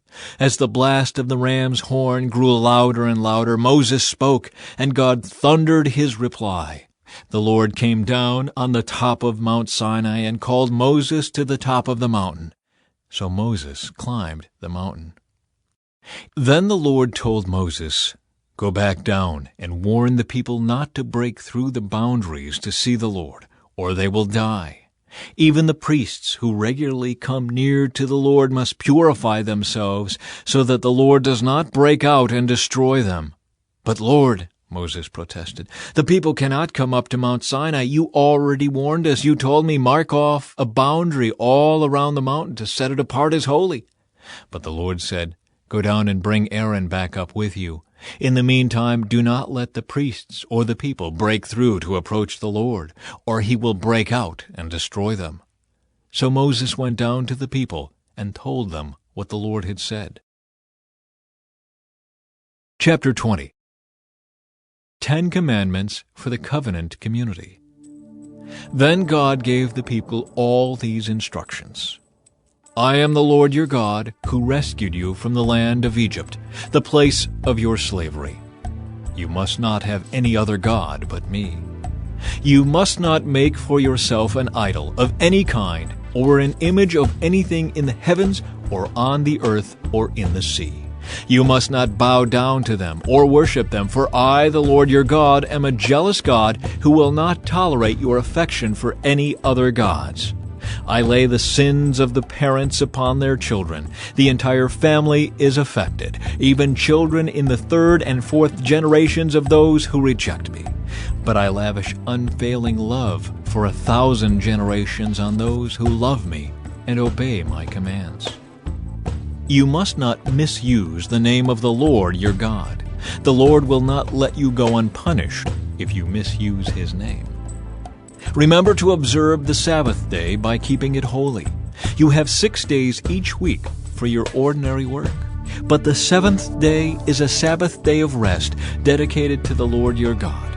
On that day, no one in your household may do any work. This includes you, your sons and daughters, your male and female servants, your livestock, and any foreigners living among you. For in 6 days the Lord made the heavens, the earth, the sea, and everything in them. But on the seventh day he rested. That is why the Lord blessed the Sabbath day and set it apart as holy. Honor your father and mother. Then you will live a long, full life in the land the Lord your God is giving you. You must not murder. You must not commit adultery. You must not steal. You must not testify falsely against your neighbor. You must not covet your neighbor's house. You must not covet your neighbor's wife, male or female servant, ox or donkey, or anything else that belongs to your neighbor. When the people heard the thunder and the loud blast of the ram's horn, and when they saw the flashes of lightning and the smoke billowing from the mountain, they stood at a distance, trembling with fear. And they said to Moses, "You speak to us, and we will listen, but don't let God speak directly to us, or we will die." "Don't be afraid," Moses answered them, "for God has come in this way to test you, and so that your fear of him will keep you from sinning." As the people stood in the distance, Moses approached the dark cloud where God was. Proper use of altars.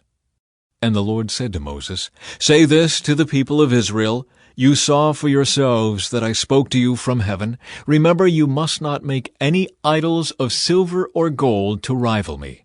Build for me an altar made of earth, and offer your sacrifices to me, your burnt offerings and peace offerings, your sheep and goats, and your cattle. Build my altar wherever I cause my name to be remembered, and I will come to you and bless you. If you use stones to build my altar, use only natural, uncut stones. Do not shape the stones with a tool, for that would make the altar unfit for holy use. And do not approach my altar by going up steps. If you do, someone might look up under your clothing and see your nakedness." Chapter 21. Fair treatment of slaves. These are the regulations you must present to Israel. If you buy a Hebrew slave, he may serve for no more than 6 years. Set him free in the 7th year, and he will owe you nothing for his freedom. If he was single when he became your slave, he shall leave single. But if he was married before he became a slave, then his wife must be freed with him. If his master gave him a wife while he was a slave, and they had sons or daughters, then only the man will be free in the 7th year, but his wife and children will still belong to his master. But the slave may declare, "I love my master, my wife, and my children. I don't want to go free." If he does this, his master must present him before God. Then his master must take him to the door or doorpost and publicly pierce his ear with an awl. After that, the slave will serve his master for life. When a man sells his daughter as a slave, she will not be freed at the end of 6 years, as the men are. If she does not satisfy her owner, he must allow her to be bought back again. But he is not allowed to sell her to foreigners, since he is the one who broke the contract with her. But if the slave's owner arranges for her to marry his son, he may no longer treat her as a slave, but as a daughter. If a man who has married a slave wife takes another wife for himself, he must not neglect the rights of the first wife to food, clothing, and sexual intimacy. If he fails in any of these 3 obligations, she may leave as a free woman without making any payment. Cases of personal injury. Anyone who assaults and kills another person must be put to death. But if it was simply an accident permitted by God, I will appoint a place of refuge where the slayer can run for safety. However, if someone deliberately kills another person, then the slayer must be dragged even from my altar and be put to death. Anyone who strikes father or mother must be put to death. Kidnappers must be put to death, whether they are caught in possession of their victims or have already sold them as slaves. Anyone who dishonors father or mother must be put to death. Now suppose 2 men quarrel, and one hits the other with a stone or fist, and the injured person does not die, but is confined to bed.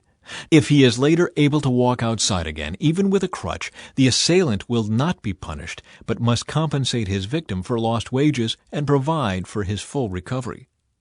If a man beats his male or female slave with a club, and the slave dies as a result, the owner must be punished.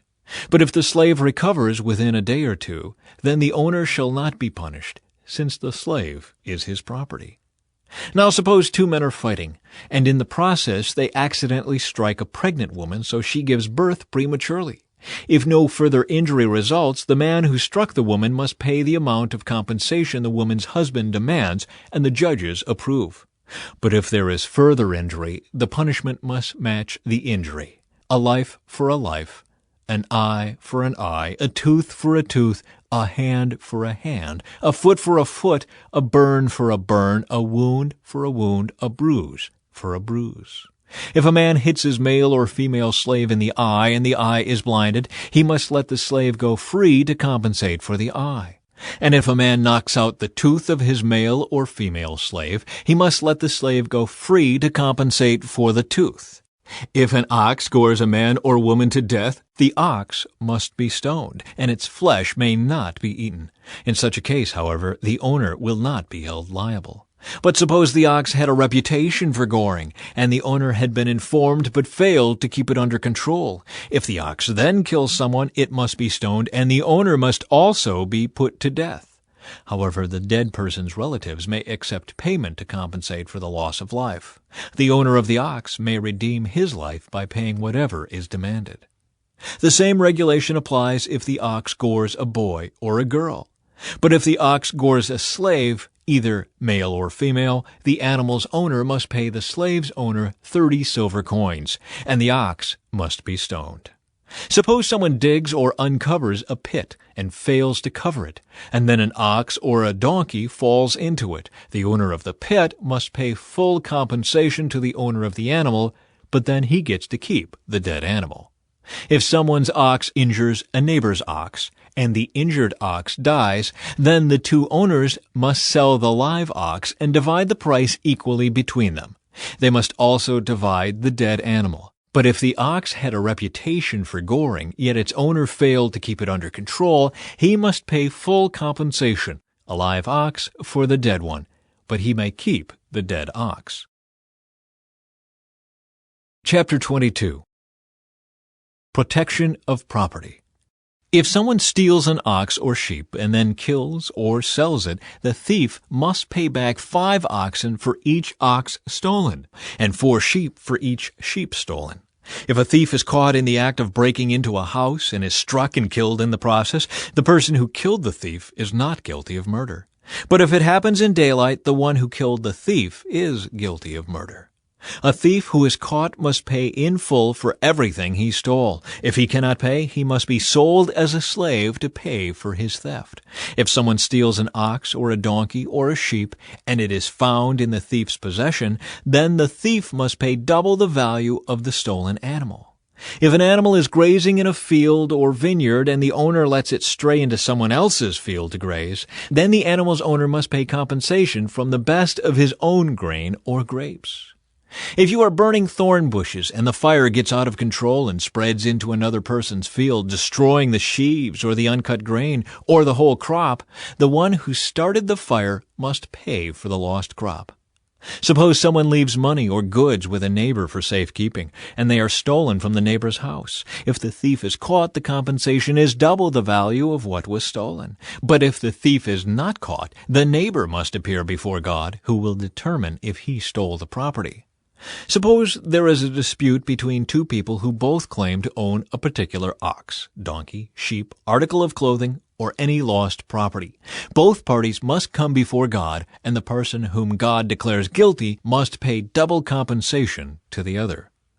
Now suppose someone leaves a donkey, ox, sheep, or any other animal with a neighbor for safekeeping, but it dies or is injured or gets away, and no one sees what happened. The neighbor must then take an oath in the presence of the Lord. If the Lord confirms that the neighbor did not steal the property, the owner must accept the verdict and no payment will be required. But if the animal was indeed stolen, the guilty person must pay compensation to the owner. If it was torn to pieces by a wild animal, the remains of the carcass must be shown as evidence, and no compensation will be required. If someone borrows an animal from a neighbor and it is injured or dies when the owner is absent, the person who borrowed it must pay full compensation. But if the owner was present, no compensation is required. And no compensation is required if the animal was rented, for this loss is covered by the rental fee. Social responsibility. If a man seduces a virgin who is not engaged to anyone and has sex with her, he must pay the customary bride price and marry her. But if her father refuses to let him marry her, the man must still pay him an amount equal to the bride price of a virgin. You must not allow a sorceress to live.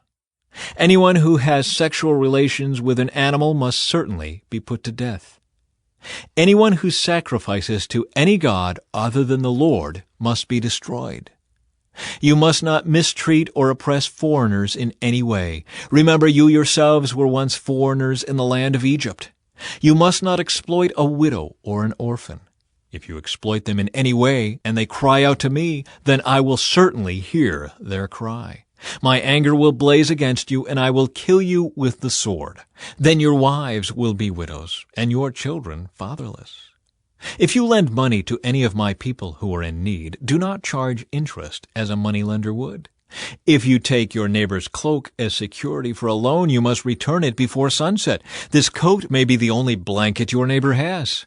How can a person sleep without it? If you do not return it and your neighbor cries out to me for help, then I will hear, for I am merciful. You must not dishonor God or curse any of your rulers. You must not hold anything back when you give me offerings from your crops and your wine. You must give me your firstborn sons. You must also give me the firstborn of your cattle, sheep, and goats, but leave the newborn animal with its mother for 7 days, then give it to me on the 8th day. You must be my holy people. Therefore do not eat any animal that has been torn up and killed by wild animals. Throw it to the dogs. Chapter 23. A Call for Justice. You must not pass along false rumors. You must not cooperate with evil people by lying on the witness stand. You must not follow the crowd in doing wrong. When you are called to testify in a dispute, do not be swayed by the crowd to twist justice. And do not slant your testimony in favor of a person just because that person is poor. If you come upon your enemy's ox or donkey that has strayed away, take it back to its owner. If you see that the donkey of someone who hates you has collapsed under its load, do not walk by. Instead, stop and help. In a lawsuit, you must not deny justice to the poor. Be sure never to charge anyone falsely with evil. Never sentence an innocent or blameless person to death, for I never declare a guilty person to be innocent. Take no bribes, for a bribe makes you ignore something that you clearly see. A bribe makes even a righteous person twist the truth. You must not oppress foreigners. You know what it's like to be a foreigner, for you yourselves were once foreigners in the land of Egypt. Plant and harvest your crops for 6 years, but let the land be renewed and lie uncultivated during the 7th year. Then let the poor among you harvest whatever grows on its own. Leave the rest for wild animals to eat. The same applies to your vineyards and olive groves. You have 6 days each week for your ordinary work, but on the 7th day you must stop working. This gives your ox and your donkey a chance to rest. It also allows your slaves and the foreigners living among you to be refreshed. Pay close attention to all my instructions. You must not call on the name of any other gods. Do not even speak their names.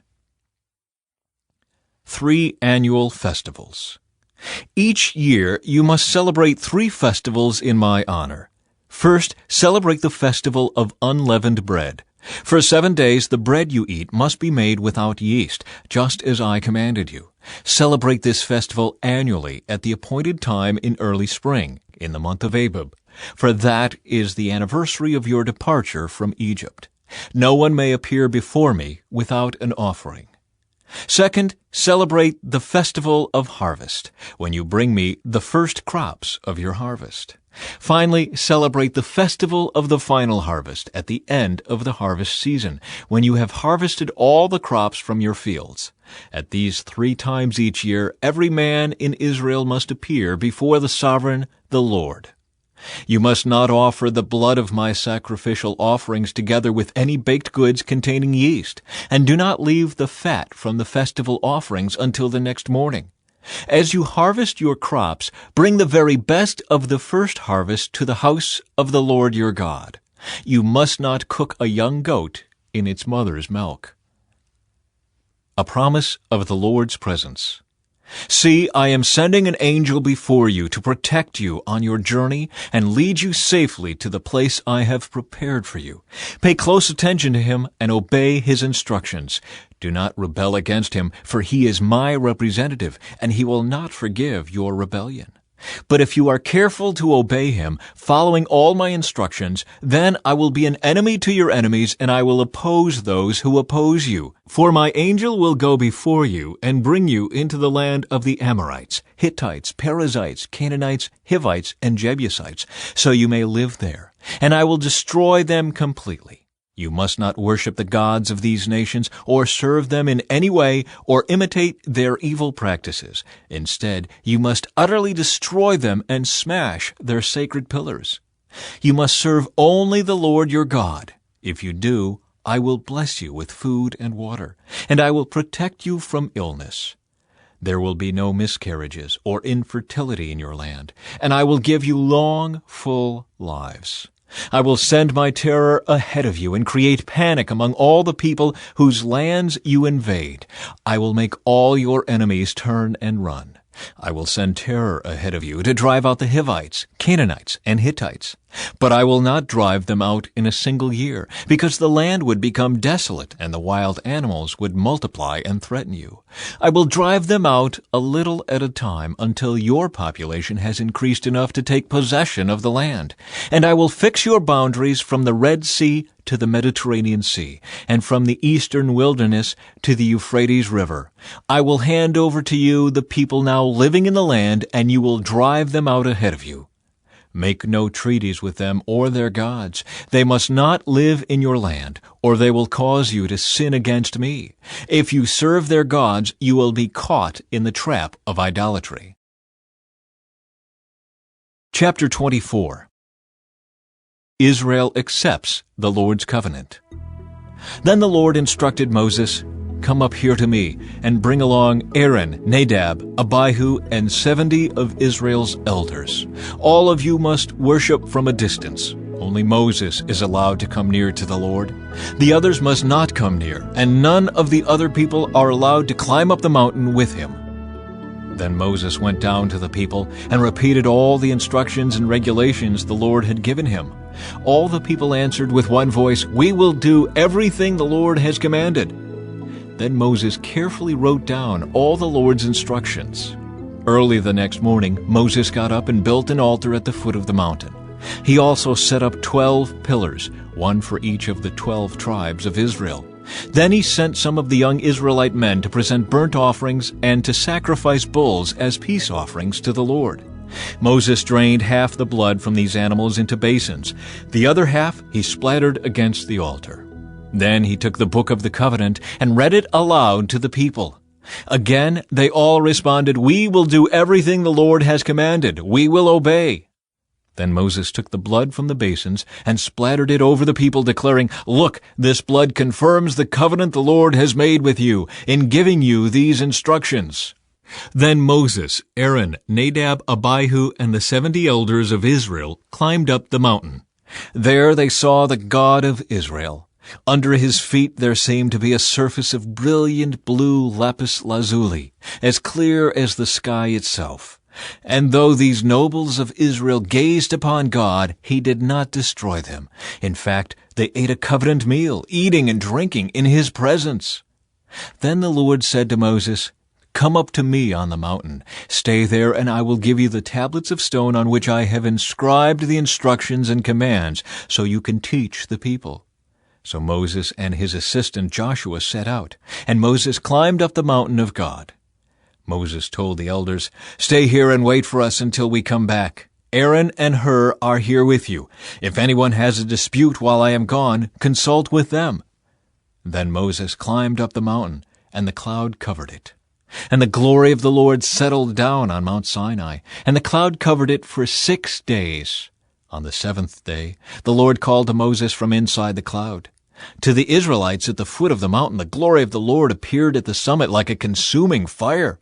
Then Moses disappeared into the cloud as he climbed higher up the mountain. He remained on the mountain 40 days and 40 nights. Chapter 25. Offerings for the Tabernacle. The Lord said to Moses, "Tell the people of Israel to bring me their sacred offerings. Accept the contributions from all whose hearts are moved to offer them." Here is a list of sacred offerings you may accept from them: gold, silver, and bronze, blue, purple, and scarlet thread, fine linen and goat hair for cloth, tanned ram skins and fine goatskin leather, acacia wood, olive oil for the lamps, spices for the anointing oil and the fragrant incense, onyx stones, and other gemstones to be set in the ephod and the priest's chestpiece. Have the people of Israel build me a holy sanctuary so I can live among them. You must build this tabernacle and its furnishings exactly according to the pattern I will show you. Plans for the Ark of the Covenant. Have the people make an ark of acacia wood, a sacred chest 45 inches long, 27 inches wide, and 27 inches high. Overlay it inside and outside with pure gold and run a molding of gold all around it. Cast 4 gold rings and attach them to its 4 feet, 2 rings on each side. Make poles from acacia wood and overlay them with gold. Insert the poles into the rings at the sides of the ark to carry it. These carrying poles must stay inside the rings. Never remove them. When the ark is finished, place inside it the stone tablets inscribed with the terms of the covenant, which I will give to you. Then make the ark's cover, the place of atonement, from pure gold. It must be 45 inches long and 27 inches wide. Then make 2 cherubim from hammered gold and place them on the 2 ends of the atonement cover. Mold the cherubim on each end of the atonement cover, making it all of one piece of gold. The cherubim will face each other and look down on the atonement cover. With their wings spread above it, they will protect it. Place inside the ark the stone tablets inscribed with the terms of the covenant, which I will give to you. Then put the atonement cover on top of the ark. I will meet with you there and talk to you from above the atonement cover, between the gold cherubim that hover over the ark of the covenant. From there I will give you my commands for the people of Israel. Plans for the table. Then make a table of acacia wood, 36 inches long, 18 inches wide, and 27 inches high. Overlay it with pure gold and run a gold molding around the edge. Decorate it with a 3-inch border all around and run a gold molding along the border. Make 4 gold rings for the table and attach them at the 4 corners next to the 4 legs. Attach the rings near the border to hold the poles that are used to carry the table. Make these poles from acacia wood and overlay them with gold. Make special containers of pure gold for the table, bowls, pans, pitchers, and jars, to be used in pouring out liquid offerings. Place the bread of the presence on the table to remain before me at all times. Plans for the lampstand. Make a lampstand of pure hammered gold. Make the entire lampstand and its decorations of one piece: the base, center stem, lamp cups, buds, and petals. Make it with 6 branches going out from the center stem, 3 on each side. Each of the 6 branches will have 3 lamp cups shaped like almond blossoms, complete with buds and petals. Craft the center stem of the lampstand with 4 lamp cups shaped like almond blossoms, complete with buds and petals. There will also be an almond bud beneath each pair of branches, where the 6 branches extend from the center stem.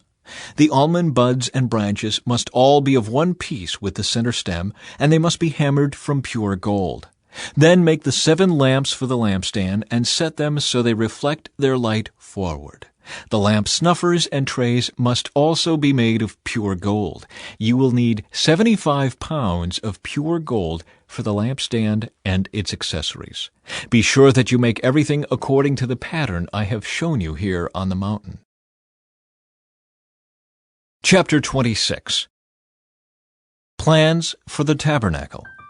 Make the tabernacle from 10 curtains of finely woven linen. Decorate the curtains with blue, purple, and scarlet thread and with skillfully embroidered cherubim. These 10 curtains must all be exactly the same size, 42 feet long and 6 feet wide. Join 5 of these curtains together to make one long curtain. Then join the other 5 into a second long curtain. Put loops of blue yarn along the edge of the last curtain in each set.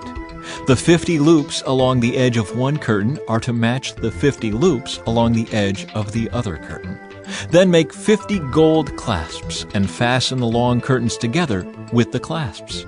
In this way, the tabernacle will be made of one continuous piece. Make 11 curtains of goat hair cloth to serve as a tent covering for the tabernacle. These 11 curtains must all be exactly the same size, 45 feet long and 6 feet wide. Join 5 of these curtains together to make one long curtain, and join the other 6 into a second long curtain. Allow 3 feet of material from the second set of curtains to hang over the front of the sacred tent. Make 50 loops for one edge of each large curtain. Then make 50 bronze clasps and fasten the loops of the long curtains with the clasps. In this way, the tent covering will be made of one continuous piece. The remaining 3 feet of this tent covering will be left to hang over the back of the tabernacle. Allow 18 inches of remaining material to hang down over each side so the tabernacle is completely covered. Complete the tent covering with a protective layer of tanned ram skins and a layer of fine goat skin leather. For the framework of the tabernacle, construct frames of acacia wood. Each frame must be 15 feet high and 27 inches wide, with 2 pegs under each frame. Make all the frames identical. Make 20 of these frames to support the curtains on the south side of the tabernacle. Also make 40 silver bases, 2 bases under each frame, with the pegs fitting securely into the bases. For the north side of the tabernacle, make another 20 frames with their 40 silver bases, 2 bases under each frame. Make 6 frames for the rear, the west side of the tabernacle, along with 2 additional frames to reinforce the rear corners of the tabernacle. These corner frames will be matched at the bottom and firmly attached at the top with a single ring, forming a single corner unit. Make both of these corner units the same way.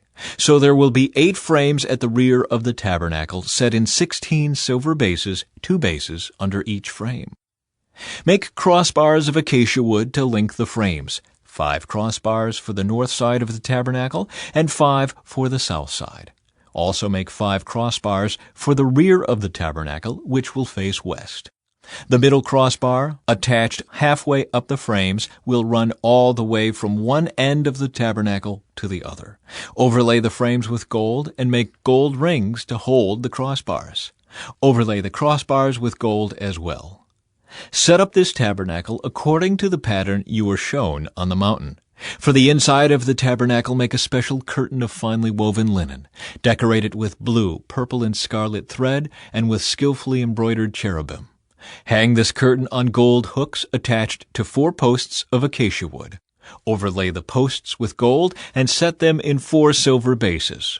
Hang the inner curtain from clasps and put the Ark of the Covenant in the room behind it.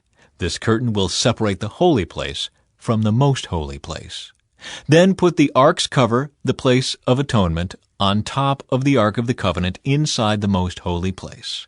Place the table outside the inner curtain on the north side of the tabernacle and place the lampstand across the room on the south side.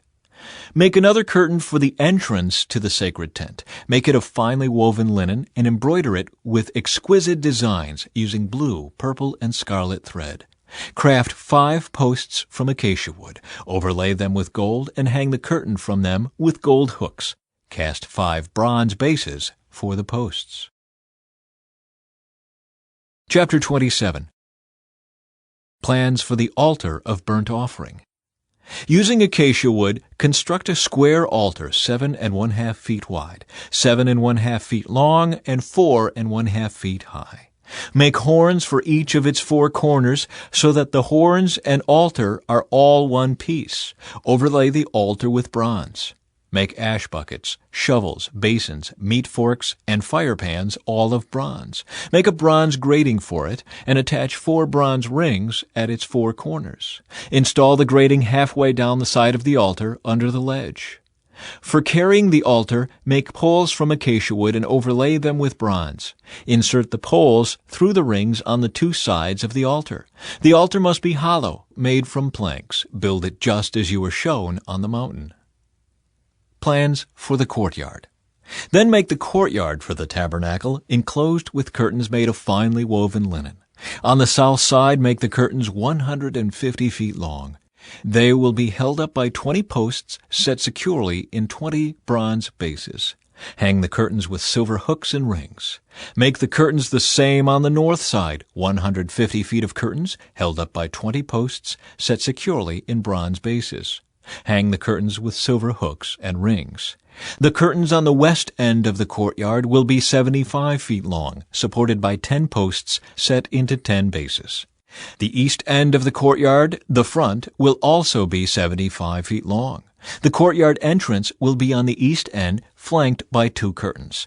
The curtain on the right side will be 22 1/2 feet long, supported by 3 posts set into 3 bases. The curtain on the left side will also be 22 1/2 feet long, supported by 3 posts set into 3 bases. For the entrance to the courtyard, make a curtain that is 30 feet long. Make it from finely woven linen and decorate it with beautiful embroidery in blue, purple, and scarlet thread. Support it with 4 posts, each securely set in its own base. All the posts around the courtyard must have silver rings and hooks and bronze bases. So the entire courtyard will be 150 feet long and 75 feet wide, with curtain walls 7 1/2 feet high, made from finely woven linen. The bases for the posts will be made of bronze. All the articles used in the rituals of the tabernacle, including all the tent pegs used to support the tabernacle and the courtyard curtains, must be made of bronze. Light for the tabernacle. Command the people of Israel to bring you pure oil of pressed olives for the light, to keep the lamps burning continually. The lampstand will stand in the tabernacle in front of the inner curtain that shields the Ark of the Covenant. Aaron and his sons must keep the lamps burning in the Lord's presence all night. This is a permanent law for the people of Israel, and it must be observed from generation to generation.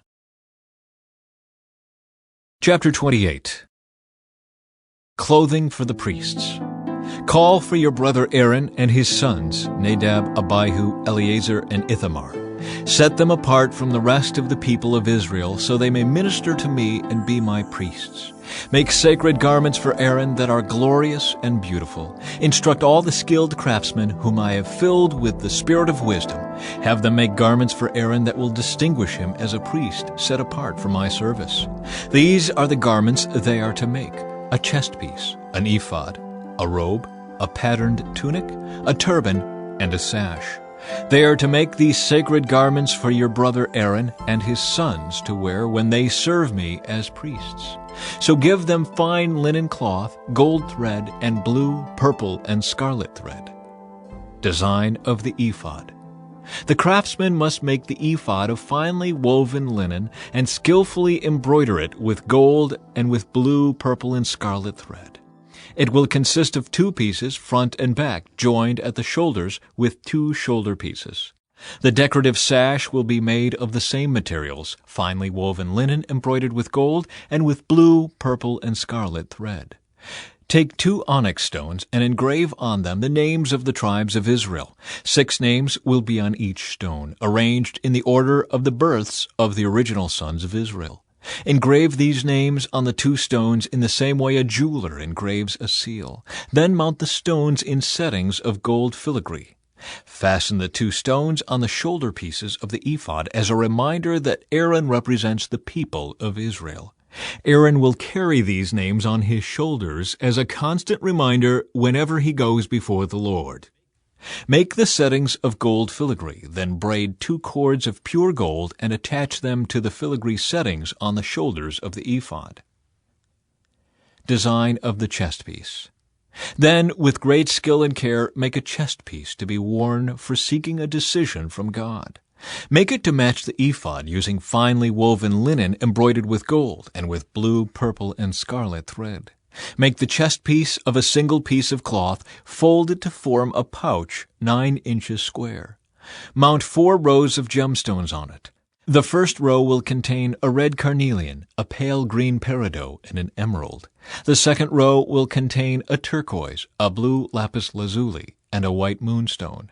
The third row will contain an orange jacinth, an agate, and a purple amethyst. The fourth row will contain a blue-green beryl, an onyx, and a green jasper. All these stones will be set in gold filigree. Each stone will represent one of the 12 sons of Israel, and the name of that tribe will be engraved on it like a seal. To attach the chest piece to the ephod, make braided cords of pure gold thread.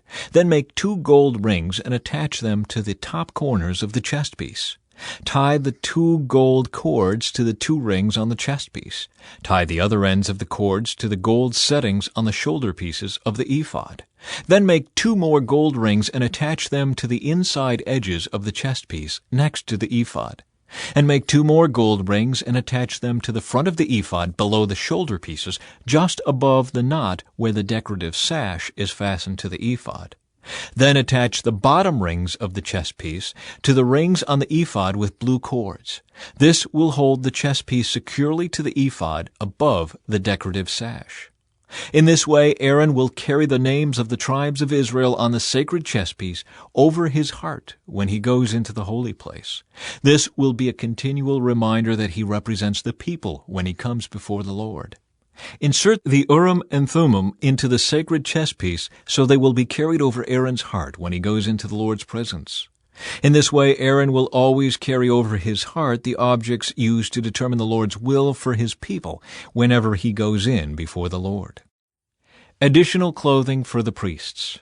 Make the robe that is worn with the ephod from a single piece of blue cloth, with an opening for Aaron's head in the middle of it. Reinforce the opening with a woven collar so it will not tear. Make pomegranates out of blue, purple, and scarlet yarn and attach them to the hem of the robe with gold bells between them. The gold bells and pomegranates are to alternate all around the hem. Aaron will wear this robe whenever he ministers before the Lord, and the bells will tinkle as he goes in and out of the Lord's presence in the holy place. If he wears it, he will not die. Next, make a medallion of pure gold and engrave it like a seal with these words, "Holy to the Lord." Attach the medallion with a blue cord to the front of Aaron's turban, where it must remain. Aaron must wear it on his forehead so he may take on himself any guilt of the people of Israel when they consecrate their sacred offerings. He must always wear it on his forehead so the Lord will accept the people. Weave Aaron's patterned tunic from fine linen cloth. Fashion the turban from this linen as well. Also make a sash and decorate it with colorful embroidery. For Aaron's sons, make tunics, sashes, and special head coverings that are glorious and beautiful. Clothe your brother Aaron and his sons with these garments, and then anoint and ordain them. Consecrate them so they can serve as my priests. Also make linen undergarments for them to be worn next to their bodies, reaching from their hips to their thighs. These must be worn whenever Aaron and his sons enter the tabernacle or approach the altar in the holy place to perform their priestly duties. Then they will not incur guilt and die. This is a permanent law for Aaron and all his descendants after him. Chapter 29. Dedication of the priests. This is the ceremony you must follow when you consecrate Aaron and his sons to serve me as priests. Take a young bull and 2 rams with no defects. Then, using choice wheat flour and no yeast, make loaves of bread, thin cakes mixed with olive oil, and wafers spread with oil. Place them all in a single basket and present them at the entrance of the tabernacle, along with the young bull and the 2 rams. Present Aaron and his sons at the entrance of the tabernacle and wash them with water. Dress Aaron in his priestly garments, the tunic, the robe worn with the ephod itself, and the chest piece. Then wrap the decorative sash of the ephod around him. Place the turban on his head and fasten the sacred medallion to the turban. Then anoint him by pouring the anointing oil over his head. Next, present his sons and dress them in their tunics. Wrap the sashes around the waists of Aaron and his sons, and put their special head coverings on them. Then the right to the priesthood will be theirs by law forever. In this way you will ordain Aaron and his sons. Bring the young bull to the entrance of the tabernacle, where Aaron and his sons will lay their hands on its head. Then slaughter the bull in the Lord's presence at the entrance of the tabernacle. Put some of its blood on the horns of the altar with your finger, and pour out the rest at the base of the altar. Take all the fat around the internal organs, the long lobe of the liver, and the 2 kidneys, and the fat around them, and burn it all on the altar. Then take the rest of the bull, including its hide, meat, and dung, and burn it outside the camp as a sin offering. Next, Aaron and his sons must lay their hands on the head of one of the rams. Then slaughter the ram, and splatter its blood against all sides of the altar. Cut the ram into pieces and wash off the internal organs and the legs. Set them alongside the head and the other pieces of the body. Then burn the entire animal on the altar. This is a burnt offering to the Lord. It is a pleasing aroma, a special gift presented to the Lord. Now take the other ram and have Aaron and his sons lay their hands on its head. Then slaughter it and apply some of its blood to the right earlobes of Aaron and his sons. Also put it on the thumbs of their right hands and the big toes of their right feet. Splatter the rest of the blood against all sides of the altar. Then take some of the blood from the altar and some of the anointing oil and sprinkle it on Aaron and his sons and on their garments. In this way, they and their garments will be set apart as holy. Since this is the ram for the ordination of Aaron and his sons, take the fat of the ram, including the fat of the broad tail, the fat around the internal organs, the long lobe of the liver, and the 2 kidneys and the fat around them, along with the right thigh. Then take 1 round loaf of bread, 1 thin cake mixed with olive oil, and 1 wafer from the basket of bread without yeast that was placed in the Lord's presence. Put all these in the hands of Aaron and his sons to be lifted up as a special offering to the Lord. Afterward, take the various breads from their hands and burn them on the altar, along with the burnt offering. It is a pleasing aroma to the Lord, a special gift for him. Then take the breast of Aaron's ordination ram and lift it up in the Lord's presence as a special offering to him. Then keep it as your own portion. Set aside the portions of the ordination ram that belong to Aaron and his sons. This includes the breast and the thigh that were lifted up before the Lord as a special offering. In the future, whenever the people of Israel lift up a peace offering, a portion of it must be set aside for Aaron and his descendants. This is their permanent right, and it is a sacred offering from the Israelites to the Lord. Aaron's sacred garments must be preserved for his descendants who succeed him, and they will wear them when they are anointed and ordained. The descendant who succeeds him as high priest will wear these clothes for 7 days as he ministers in the tabernacle and the holy place. Take the ram used in the ordination ceremony and boil its meat in a sacred place. Then Aaron and his sons will eat this meat along with the bread in the basket at the tabernacle entrance. They alone may eat the meat and bread used for their purification in the ordination ceremony. No one else may eat them, for these things are set apart and holy. If any of the ordination meat or bread remains until the morning, it must be burned. It may not be eaten, for it is holy. This is how you will ordain Aaron and his sons to their offices, just as I have commanded you. The ordination ceremony will go on for 7 days.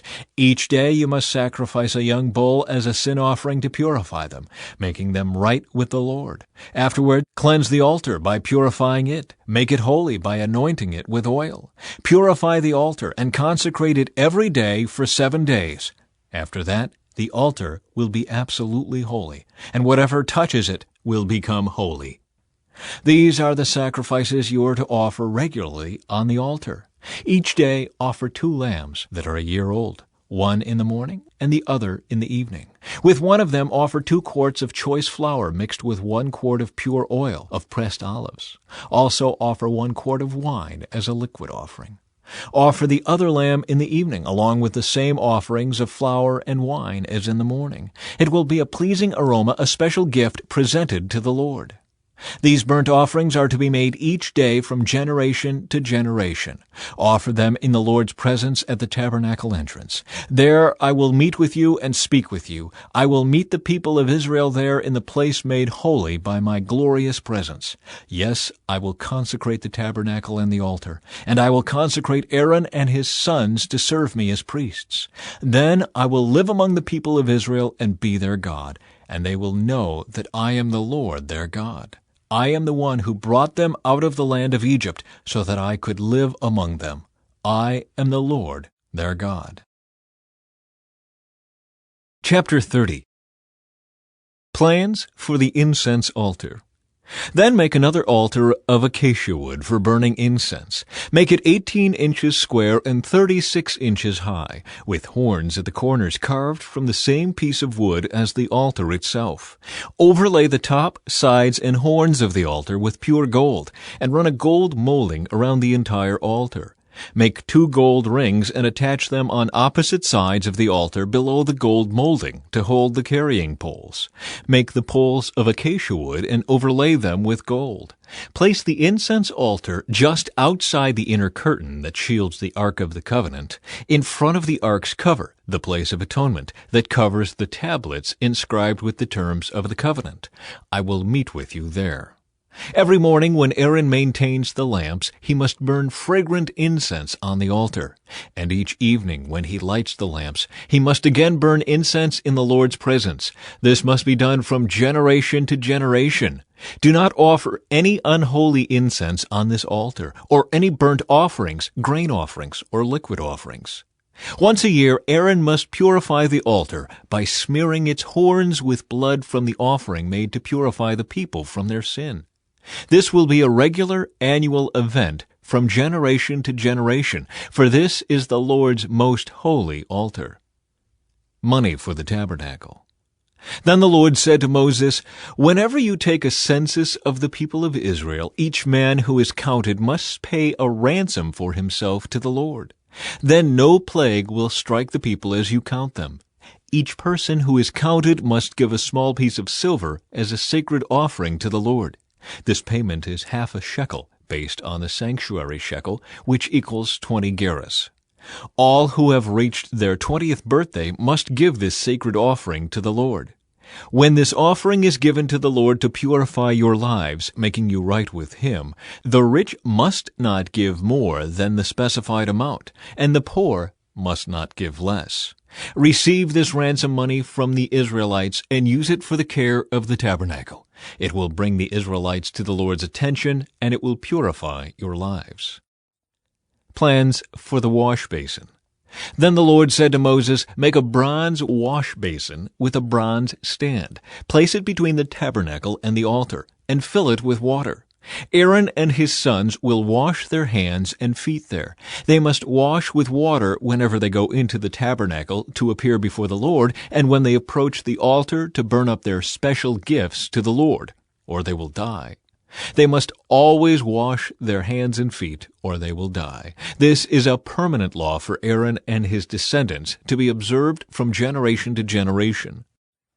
The anointing oil. Then the Lord said to Moses, "Collect choice spices, 12½ pounds of pure myrrh, 6¼ pounds of fragrant cinnamon, 6¼ pounds of fragrant calamus, and 12½ pounds of cassia, as measured by the weight of the sanctuary shekel. Also get 1 gallon of olive oil. Like a skilled incense maker, blend these ingredients to make a holy anointing oil. Use this sacred oil to anoint the tabernacle, the Ark of the Covenant, the table and all its utensils, the lampstand and all its accessories, the incense altar, the altar of burnt offering and all its utensils, and the wash basin with its stand. Consecrate them to make them absolutely holy. After this, whatever touches them will also become holy. Anoint Aaron and his sons also, consecrating them to serve me as priests. And say to the people of Israel, this holy anointing oil is reserved for me from generation to generation. It must never be used to anoint anyone else, and you must never make any blend like it for yourselves. It is holy, and you must treat it as holy. Anyone who makes a blend like it or anoints someone other than a priest will be cut off from the community. The incense.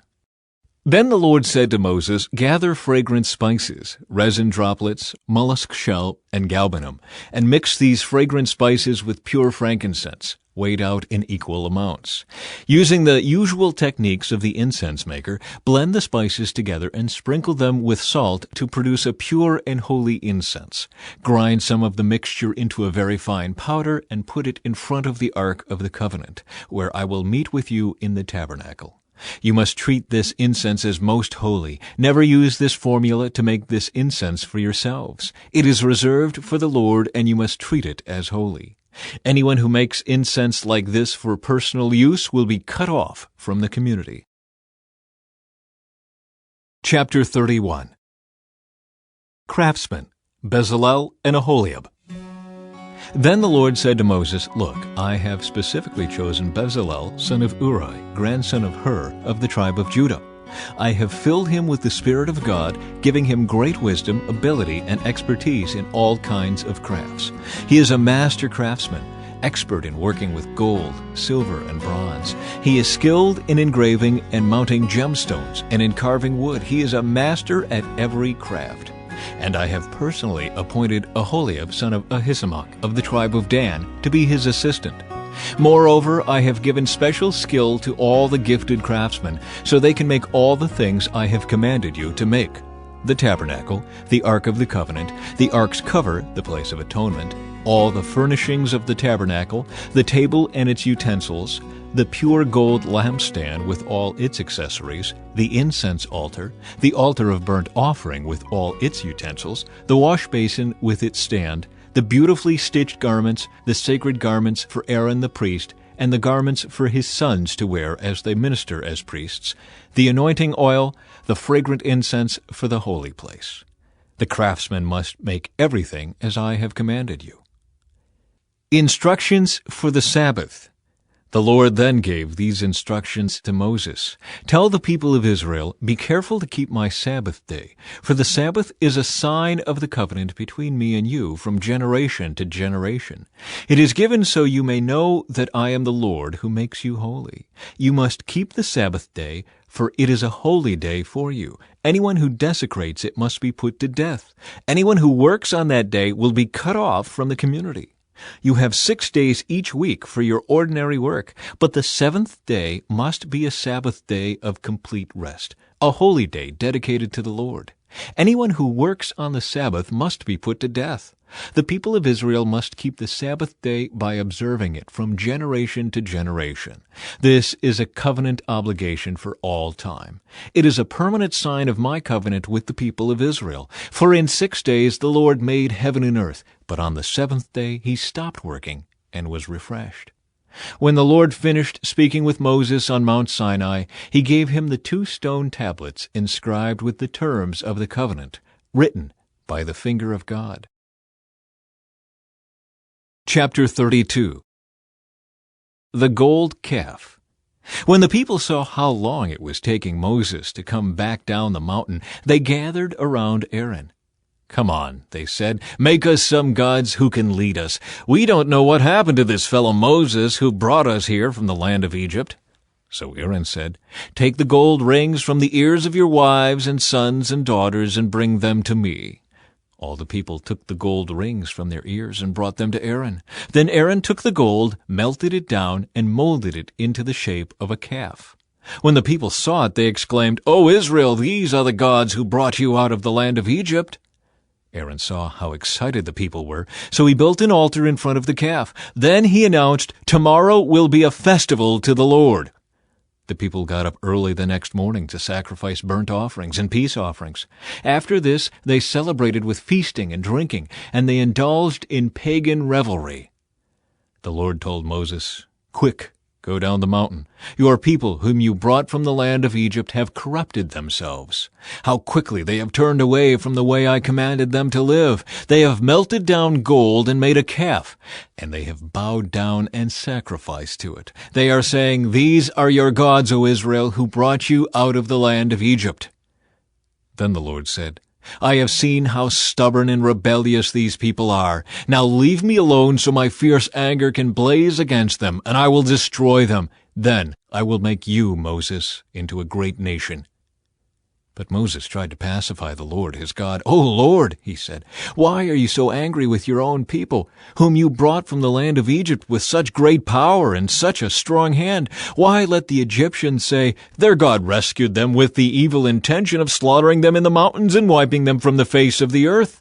Turn away from your fierce anger. Change your mind about this terrible disaster you have threatened against your people. Remember your servants Abraham, Isaac, and Jacob. You bound yourself with an oath to them, saying, 'I will make your descendants as numerous as the stars of heaven, and I will give them all of this land that I have promised to your descendants, and they will possess it forever.'" So the Lord changed his mind about the terrible disaster he had threatened to bring on his people. Then Moses turned and went down the mountain. He held in his hands the 2 stone tablets inscribed with the terms of the covenant. They were inscribed on both sides, front and back. These tablets were God's work. The words on them were written by God himself. When Joshua heard the boisterous noise of the people shouting below them, he exclaimed to Moses, "It sounds like war in the camp." But Moses replied, "No, it's not a shout of victory, nor the wailing of defeat. I hear the sound of a celebration." When they came near the camp, Moses saw the calf and the dancing, and he burned with anger. He threw the stone tablets to the ground, smashing them at the foot of the mountain. He took the calf they had made and burned it. Then he ground it into powder, threw it into the water, and forced the people to drink it. Finally, he turned to Aaron and demanded, "What did these people do to you, to make you bring such terrible sin upon them?" "Don't get so upset, my lord," Aaron replied. "You yourself know how evil these people are. They said to me, 'Make us gods who will lead us.' We don't know what happened to this fellow Moses who brought us here from the land of Egypt.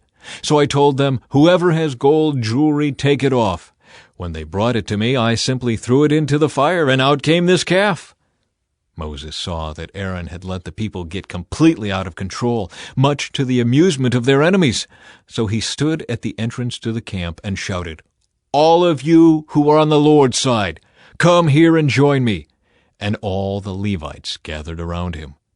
Moses told them, "This is what the Lord, the God of Israel, says. Each of you, take your swords and go back and forth from one end of the camp to the other. Kill everyone, even your brothers, friends, and neighbors." The Levites obeyed Moses' command, and about 3,000 people died that day. Then Moses told the Levites, "Today you have ordained yourselves for the service of the Lord, for you obeyed him even though it meant killing your own sons and brothers. Today you have earned a blessing." Moses intercedes for Israel. The next day Moses said to the people, "You have committed a terrible sin, but I will go back up to the Lord on the mountain. Perhaps I will be able to obtain forgiveness for your sin." So Moses returned to the Lord and said, "Oh, what a terrible sin these people have committed. They have made gods of gold for themselves. But now, if you will only forgive their sin, but if not, erase my name from the record you have written." But the Lord replied to Moses, "No, I will erase the name of everyone who has sinned against me. Now go, lead the people to the place I told you about. Look, my angel will lead the way before you, and when I come to call the people to account, I will certainly hold them responsible for their sins." Then the Lord sent a great plague upon the people because they had worshipped the calf Aaron had made. Chapter 33. The Lord said to Moses, "Get going, you and the people you brought up from the land of Egypt. Go up to the land I swore to give to Abraham, Isaac, and Jacob. I told them, I will give this land to your descendants, and I will send an angel before you to drive out the Canaanites, Amorites, Hittites, Perizzites, Hivites, and Jebusites. Go up to this land that flows with milk and honey, but I will not travel among you, for you are a stubborn and rebellious people. If I did, I would surely destroy you along the way." When the people heard these stern words, they went into mourning and stopped wearing their jewelry and fine clothes. For the Lord had told Moses to tell them, "You are a stubborn and rebellious people. If I were to travel with you for even a moment, I would destroy you. Remove your jewelry and fine clothes while I decide what to do with you." So from the time they left Mount Sinai, the Israelites wore no more jewelry or fine clothes. It was Moses' practice to take the tent of meeting and set it up some distance from the camp. Everyone who wanted to make a request of the Lord would go to the tent of meeting outside the camp. Whenever Moses went out to the tent of meeting, all the people would get up and stand in the entrances of their own tents. They would all watch Moses until he disappeared inside. As he went into the tent, the pillar of cloud would come down and hover at its entrance while the Lord spoke with Moses. When the people saw the cloud standing at the entrance of the tent, they would stand and bow down in front of their own tents. Inside the tent of meeting, the Lord would speak to Moses face to face, as one speaks to a friend. Afterward, Moses would return to the camp, but the young man who assisted him, Joshua, son of Nun, would remain behind in the tent of meeting. Moses sees the Lord's glory. One day Moses said to the Lord, "You have been telling me, 'Take these people up to the promised land.' But you haven't told me whom you will send with me. You have told me, 'I know you by name, and I look favorably on you.' If it is true that you look favorably on me, let me know your ways so I may understand you more fully and continue to enjoy your favor. And remember that this nation is your very own people." The Lord replied, "I will personally go with you, Moses, and I will give you rest. Everything will be fine for you." Then Moses said, "If you don't personally go with us, don't make us leave this place. How will anyone know that you look favorably on me and on your people, if you don't go with us? For your presence among us sets your people and me apart from all other people on the earth." The Lord replied to Moses, "I will indeed do what you have asked, for I look favorably on you, and I know you by name." Moses responded, "Then show me your glorious presence." The Lord replied, "I will make all my goodness pass before you, and I will call out my name, Yahweh, before you. For I will show mercy to anyone I choose, and I will show compassion to anyone I choose. But you may not look directly at my face, for no one may see me and live." The Lord continued, "Look, stand near me on this rock. As my glorious presence passes by, I will hide you in the crevice of the rock and cover you with my hand until I have passed by. Then I will remove my hand and let you see me from behind, but my face will not be seen." Chapter 34. A New Copy of the Covenant. Then the Lord told Moses, "Chisel out 2 stone tablets like the first ones. I will write on them the same words that were on the tablets you smashed. Be ready in the morning to climb up Mount Sinai and present yourself to me on the top of the mountain.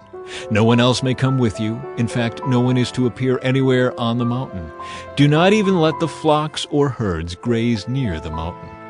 So Moses chiseled out 2 tablets of stone like the first ones. Early in the morning he climbed Mount Sinai as the Lord had commanded him, and he carried the 2 stone tablets in his hands. Then the Lord came down in a cloud and stood there with him, and he called out his own name, Yahweh. The Lord passed in front of Moses, calling out, "Yahweh, the Lord, the God of compassion and mercy. I am slow to anger and filled with unfailing love and faithfulness. I lavish unfailing love to 1,000 generations. I forgive iniquity, rebellion, and sin, but I do not excuse the guilty.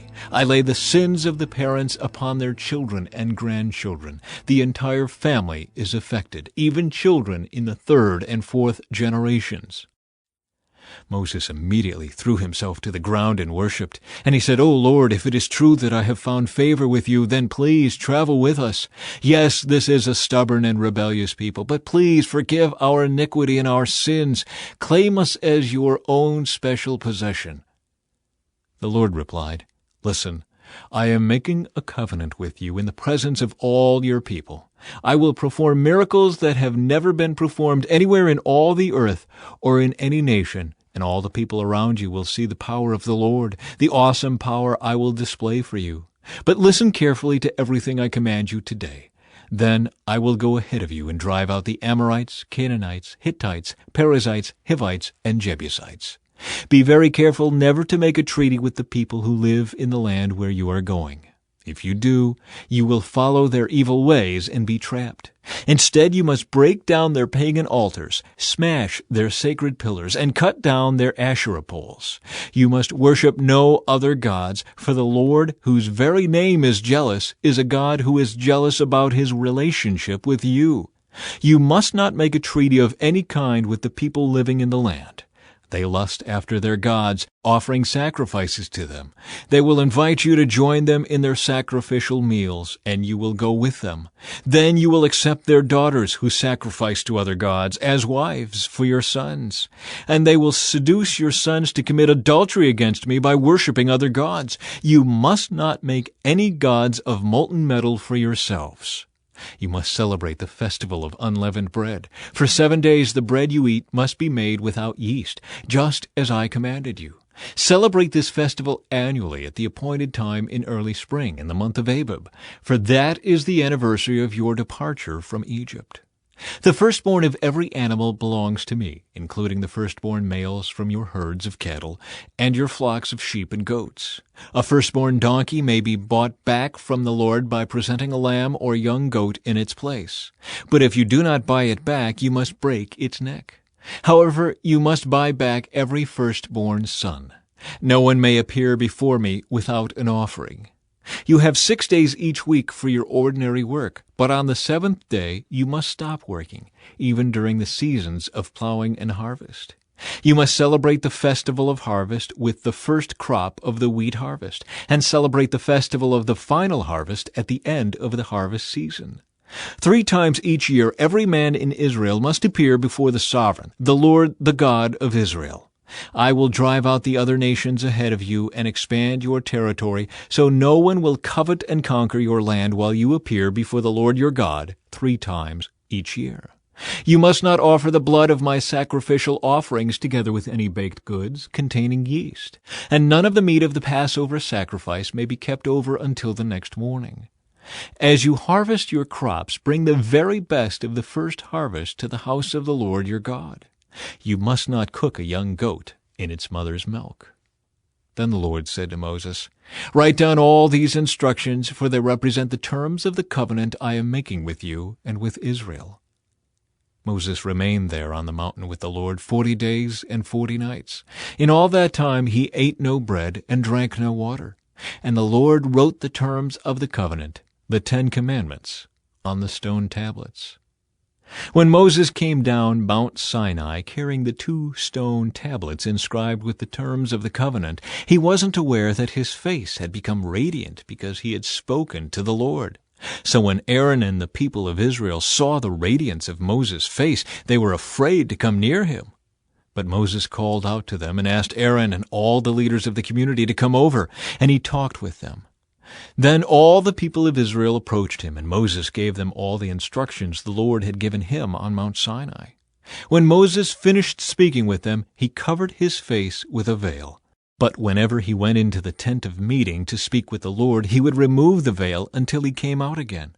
Then he would give the people whatever instructions the Lord had given him, and the people of Israel would see the radiant glow of his face. So he would put the veil over his face until he returned to speak with the Lord. Chapter 35. Instructions for the Sabbath. Then Moses called together the whole community of Israel and told them, "These are the instructions the Lord has commanded you to follow. You have 6 days each week for your ordinary work, but the 7th day must be a Sabbath day of complete rest, a holy day dedicated to the Lord. Anyone who works on that day must be put to death. You must not even light a fire in any of your homes on the Sabbath." Offerings for the tabernacle. Then Moses said to the whole community of Israel, "This is what the Lord has commanded. Take a sacred offering for the Lord. Let those with generous hearts present the following gifts to the Lord: gold, silver, and bronze, blue, purple, and scarlet thread, fine linen and goat hair for cloth, tanned ram skins and fine goat skin leather, acacia wood, olive oil for the lamps, spices for the anointing oil and the fragrant incense, onyx stones and other gemstones to be set in the ephod and the priest's chestpiece. Come, all of you who are gifted craftsmen, construct everything that the Lord has commanded: the tabernacle and its sacred tent, its covering, clasps, frames, crossbars, posts, and bases, the ark and its carrying poles, the ark's cover, the place of atonement, the inner curtain to shield the ark, the table, its carrying poles, and all its utensils, the bread of the presence.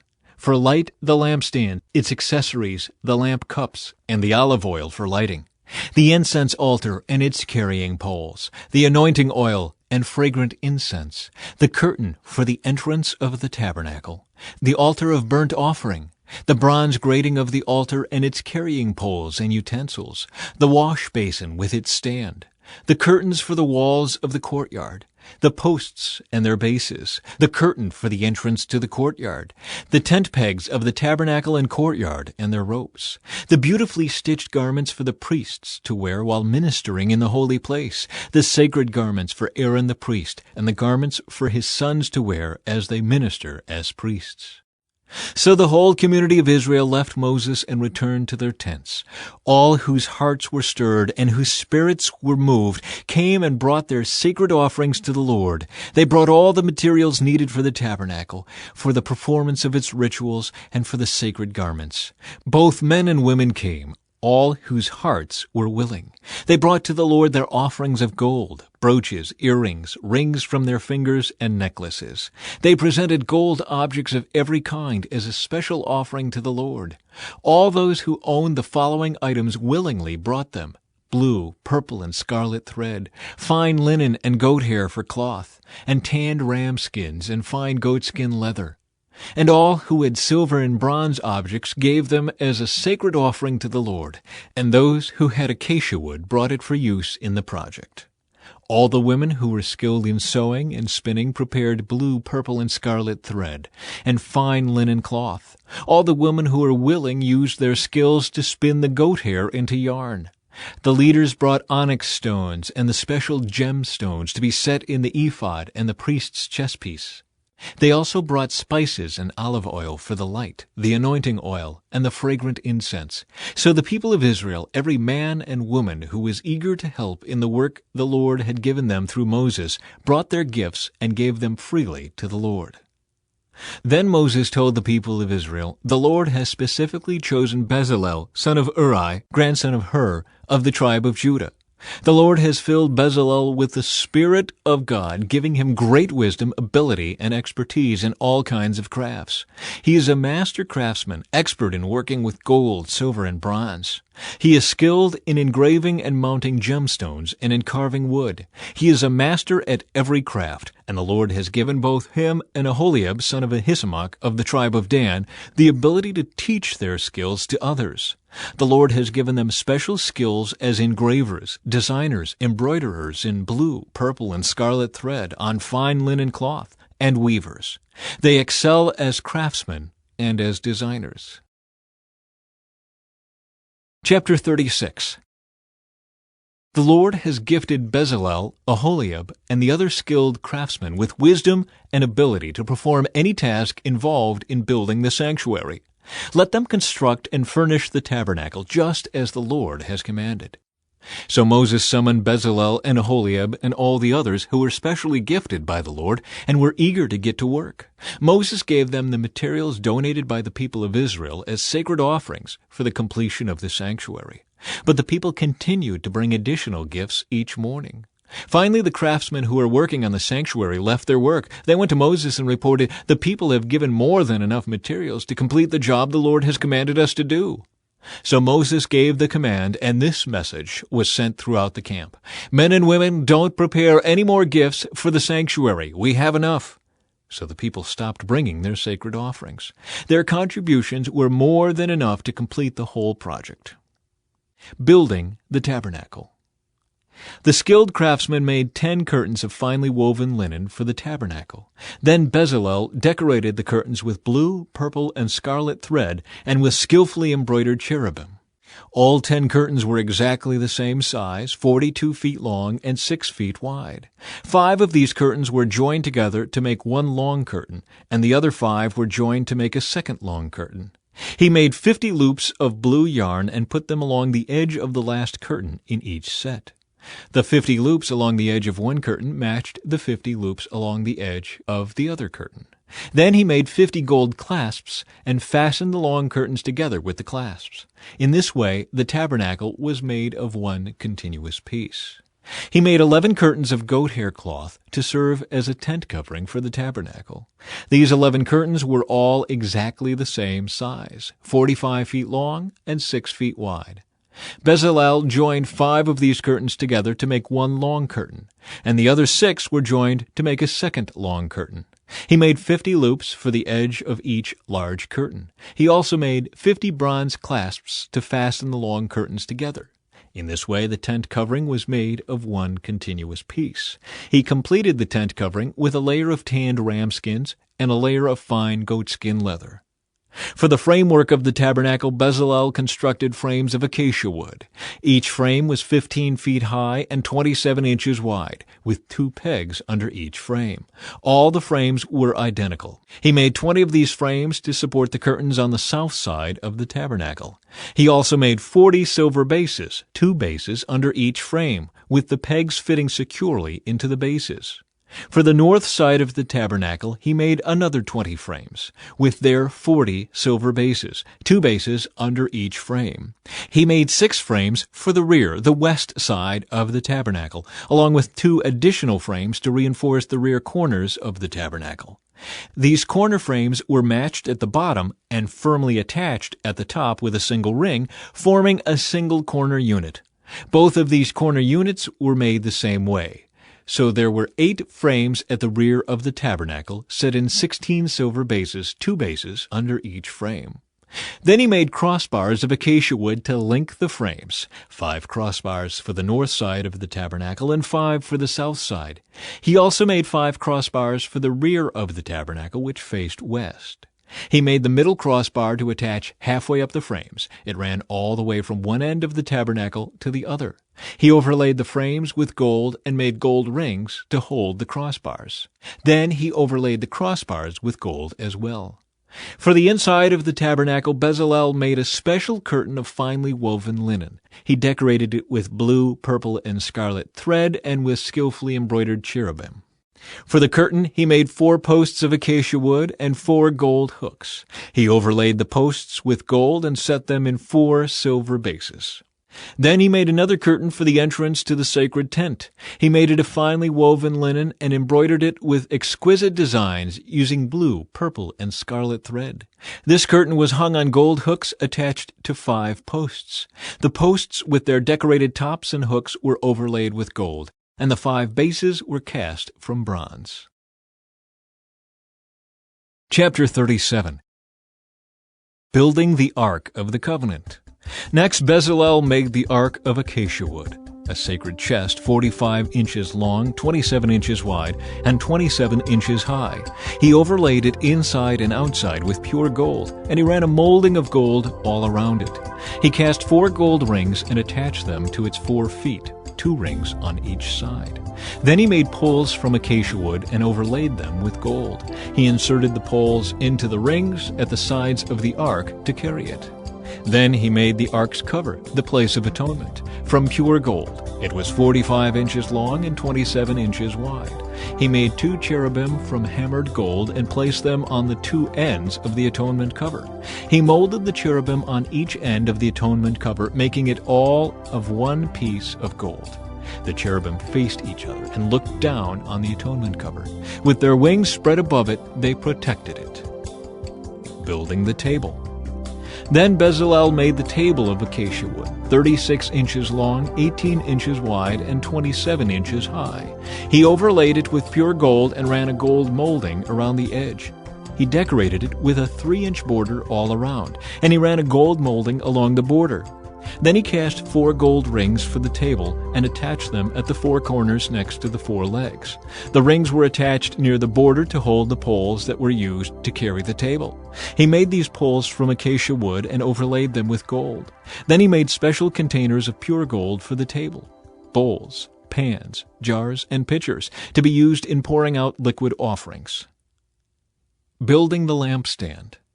Then Bezalel made the lampstand of pure hammered gold. He made the entire lampstand and its decorations of one piece, the base, center stem, lamp cups, buds, and petals. The lampstand had 6 branches going out from the center stem, 3 on each side. Each of the 6 branches had 3 lamp cups, shaped like almond blossoms, complete with buds and petals. The center stem of the lampstand was crafted with 4 lamp cups, shaped like almond blossoms, complete with buds and petals. There was an almond bud beneath each pair of branches where the 6 branches extended from the center stem, all made of one piece. The almond buds and branches were all of one piece with the center stem, and they were hammered from pure gold. He also made 7 lamps for the lampstand, lamp snuffers, and trays, all of pure gold. The entire lampstand, along with its accessories, was made from 75 pounds of pure gold. Building the incense altar. Then Bezalel made the incense altar of acacia wood. It was 18 inches square and 36 inches high, with horns at the corners carved from the same piece of wood as the altar itself. He overlaid the top, sides, and horns of the altar with pure gold, and he ran a gold molding around the entire altar. He made 2 gold rings and attached them on opposite sides of the altar below the gold molding to hold the carrying poles. He made the poles of acacia wood and overlaid them with gold. Then he made the sacred anointing oil and the fragrant incense, using the techniques of a skilled incense maker. Chapter 38. Building the altar of burnt offering. Next, Bezalel used acacia wood to construct the square altar of burnt offering. It was 7 1/2 feet wide, 7 1/2 feet long, and 4 1/2 feet high. He made horns for each of its 4 corners so that the horns and altar were all one piece. He overlaid the altar with bronze. Then he made all the altar utensils of bronze, the ash buckets, shovels, basins, meat forks, and fire pans. Next, he made a bronze grating and installed it halfway down the side of the altar, under the ledge. He cast 4 rings and attached them to the corners of the bronze grating to hold the carrying poles. He made the poles from acacia wood and overlaid them with bronze. He inserted the poles through the rings on the sides of the altar. The altar was hollow and was made from planks. Building the wash basin. Bezalel made the bronze wash basin and its bronze stand from bronze mirrors donated by the women who served at the entrance of the tabernacle. Building the courtyard. Then Bezalel made the courtyard, which was enclosed with curtains made of finely woven linen. On the south side, the curtains were 150 feet long. They were held up by 20 posts set securely in 20 bronze bases. He hung the curtains with silver hooks and rings. He made a similar set of curtains for the north side, 150 feet of curtains held up by 20 posts set securely in bronze bases. He hung the curtains with silver hooks and rings. The curtains on the west end of the courtyard were 75 feet long, hung with silver hooks and rings, and supported by 10 posts set into 10 bases. The east end, the front, was also 75 feet long. The courtyard entrance was on the east end, flanked by 2 curtains. The curtain on the right side was 22 1/2 feet long and was supported by 3 posts set into 3 bases. The curtain on the left side was also 22 1/2 feet long and was supported by 3 posts set into 3 bases. All the curtains used in the courtyard were made of finely woven linen. Each post had a bronze base, and all the hooks and rings were silver. The tops of the posts of the courtyard were overlaid with silver, and the rings to hold up the curtains were made of silver. He made the curtain for the entrance to the courtyard of finely woven linen, and he decorated it with beautiful embroidery in blue, purple, and scarlet thread. It was 30 feet long, and its height was 7½ feet, just like the curtains of the courtyard walls. It was supported by 4 posts, each set securely in its own bronze base. The tops of the posts were overlaid with silver, and the hooks and rings were also made of silver. All the tent pegs used in the tabernacle and courtyard were made of bronze. Inventory of materials. This is an inventory of the materials used in building the tabernacle of the covenant. The Levites compiled the figures as Moses directed, and Ithamar, son of Aaron the priest, served as recorder. Bezalel, son of Uri, grandson of Hur, of the tribe of Judah, made everything just as the Lord had commanded Moses. He was assisted by Aholiab, son of Ahisamach, of the tribe of Dan, a craftsman expert at engraving, designing, and embroidering with blue, purple, and scarlet thread on fine linen cloth. The people brought special offerings of gold, totaling 2,193 pounds, as measured by the weight of the sanctuary shekel. This gold was used throughout the tabernacle. The whole community of Israel gave 7,545 pounds of silver, as measured by the weight of the sanctuary shekel. This silver came from the tax collected from each man registered in the census. The tax is 1 bekah, which is half a shekel, based on the sanctuary shekel. The tax was collected from 603,550 men who had reached their 20th birthday. The 100 bases for the frames of the sanctuary walls and for the posts supporting the inner curtain required 7,500 pounds of silver, about 75 pounds for each base. The remaining 45 pounds of silver was used to make the hooks and rings and to overlay the tops of the posts. The people also brought as special offerings 5,310 pounds of bronze, which was used for casting the bases for the posts at the entrance to the tabernacle, and for the bronze altar with its bronze grating and all the altar utensils. Bronze was also used to make the bases for the posts that supported the curtains around the courtyard, the bases for the curtain at the entrance of the courtyard, and all the tent pegs for the tabernacle and the courtyard. Chapter 39. Clothing for the priests. The craftsmen made beautiful sacred garments of blue, purple, and scarlet cloth, clothing for Aaron to wear while ministering in the holy place, just as the Lord had commanded Moses. Making the ephod. Bezalel made the ephod of finely woven linen and embroidered it with gold and with blue, purple, and scarlet thread. He made gold thread by hammering out thin sheets of gold and cutting it into fine strands. With great skill and care he worked it into the fine linen with the blue, purple, and scarlet thread. The ephod consisted of 2 pieces, front and back, joined at the shoulders with 2 shoulder pieces. The decorative sash was made of the same materials, finely woven linen embroidered with gold and with blue, purple, and scarlet thread, just as the Lord had commanded Moses.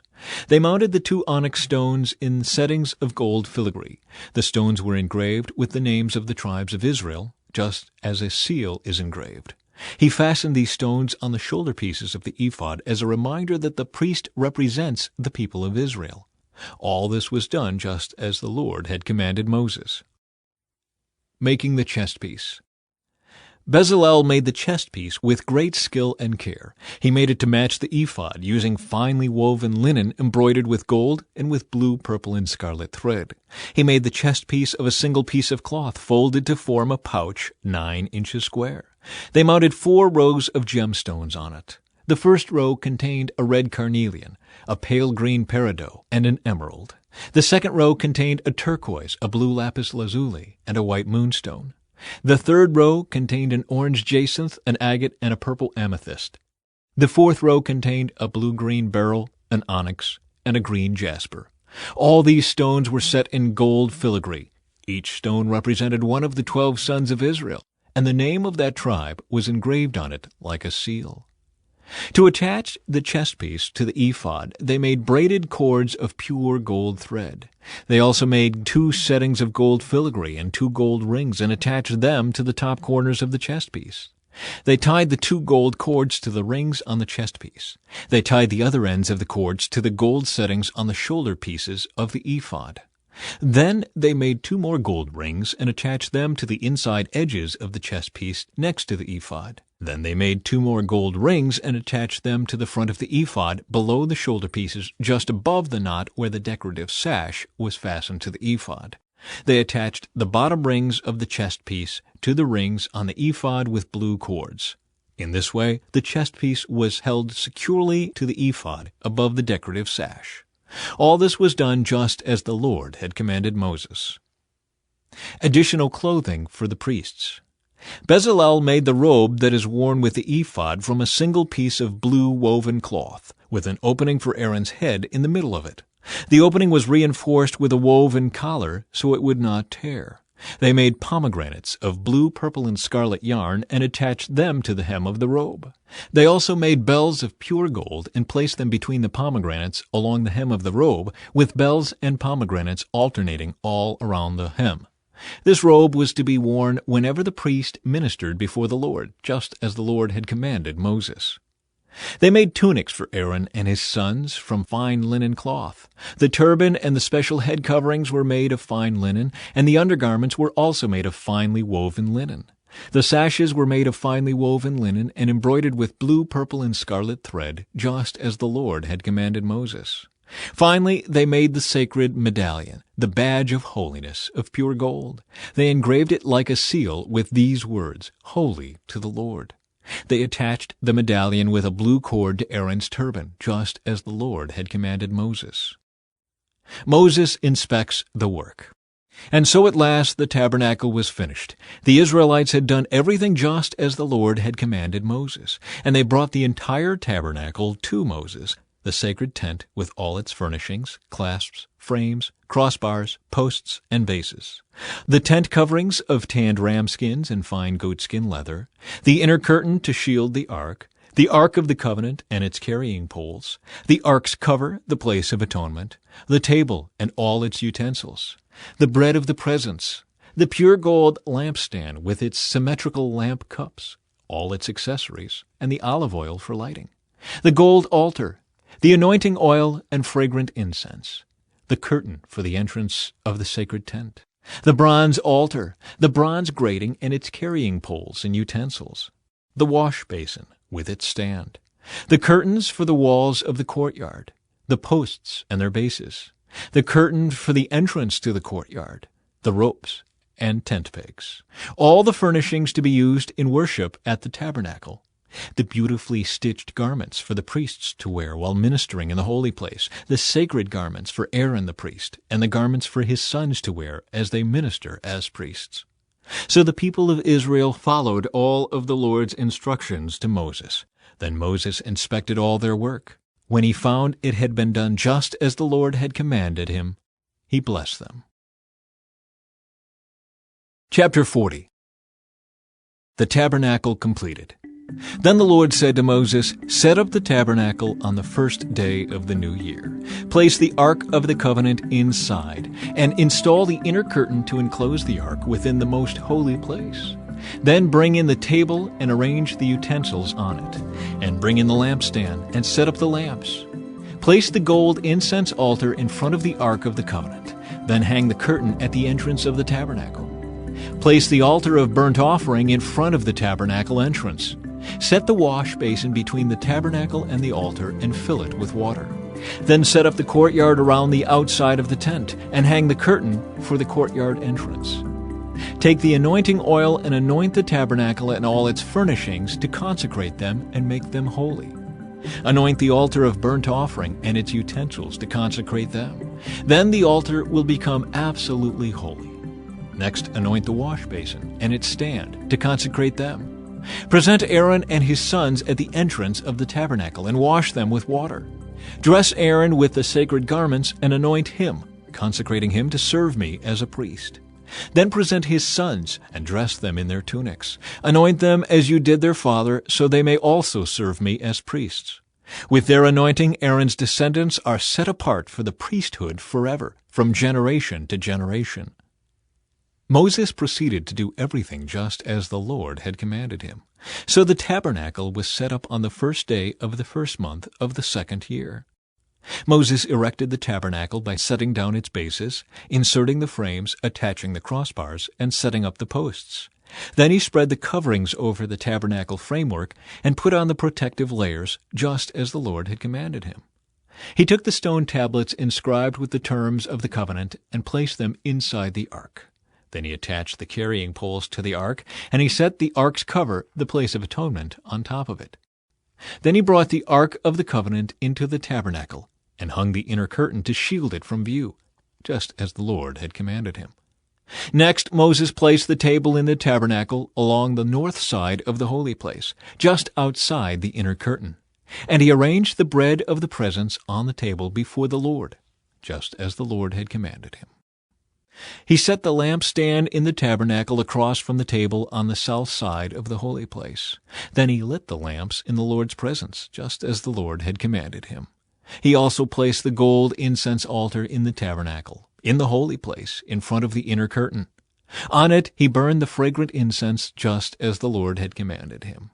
He hung the curtain at the entrance of the tabernacle, and he placed the altar of burnt offering near the tabernacle entrance.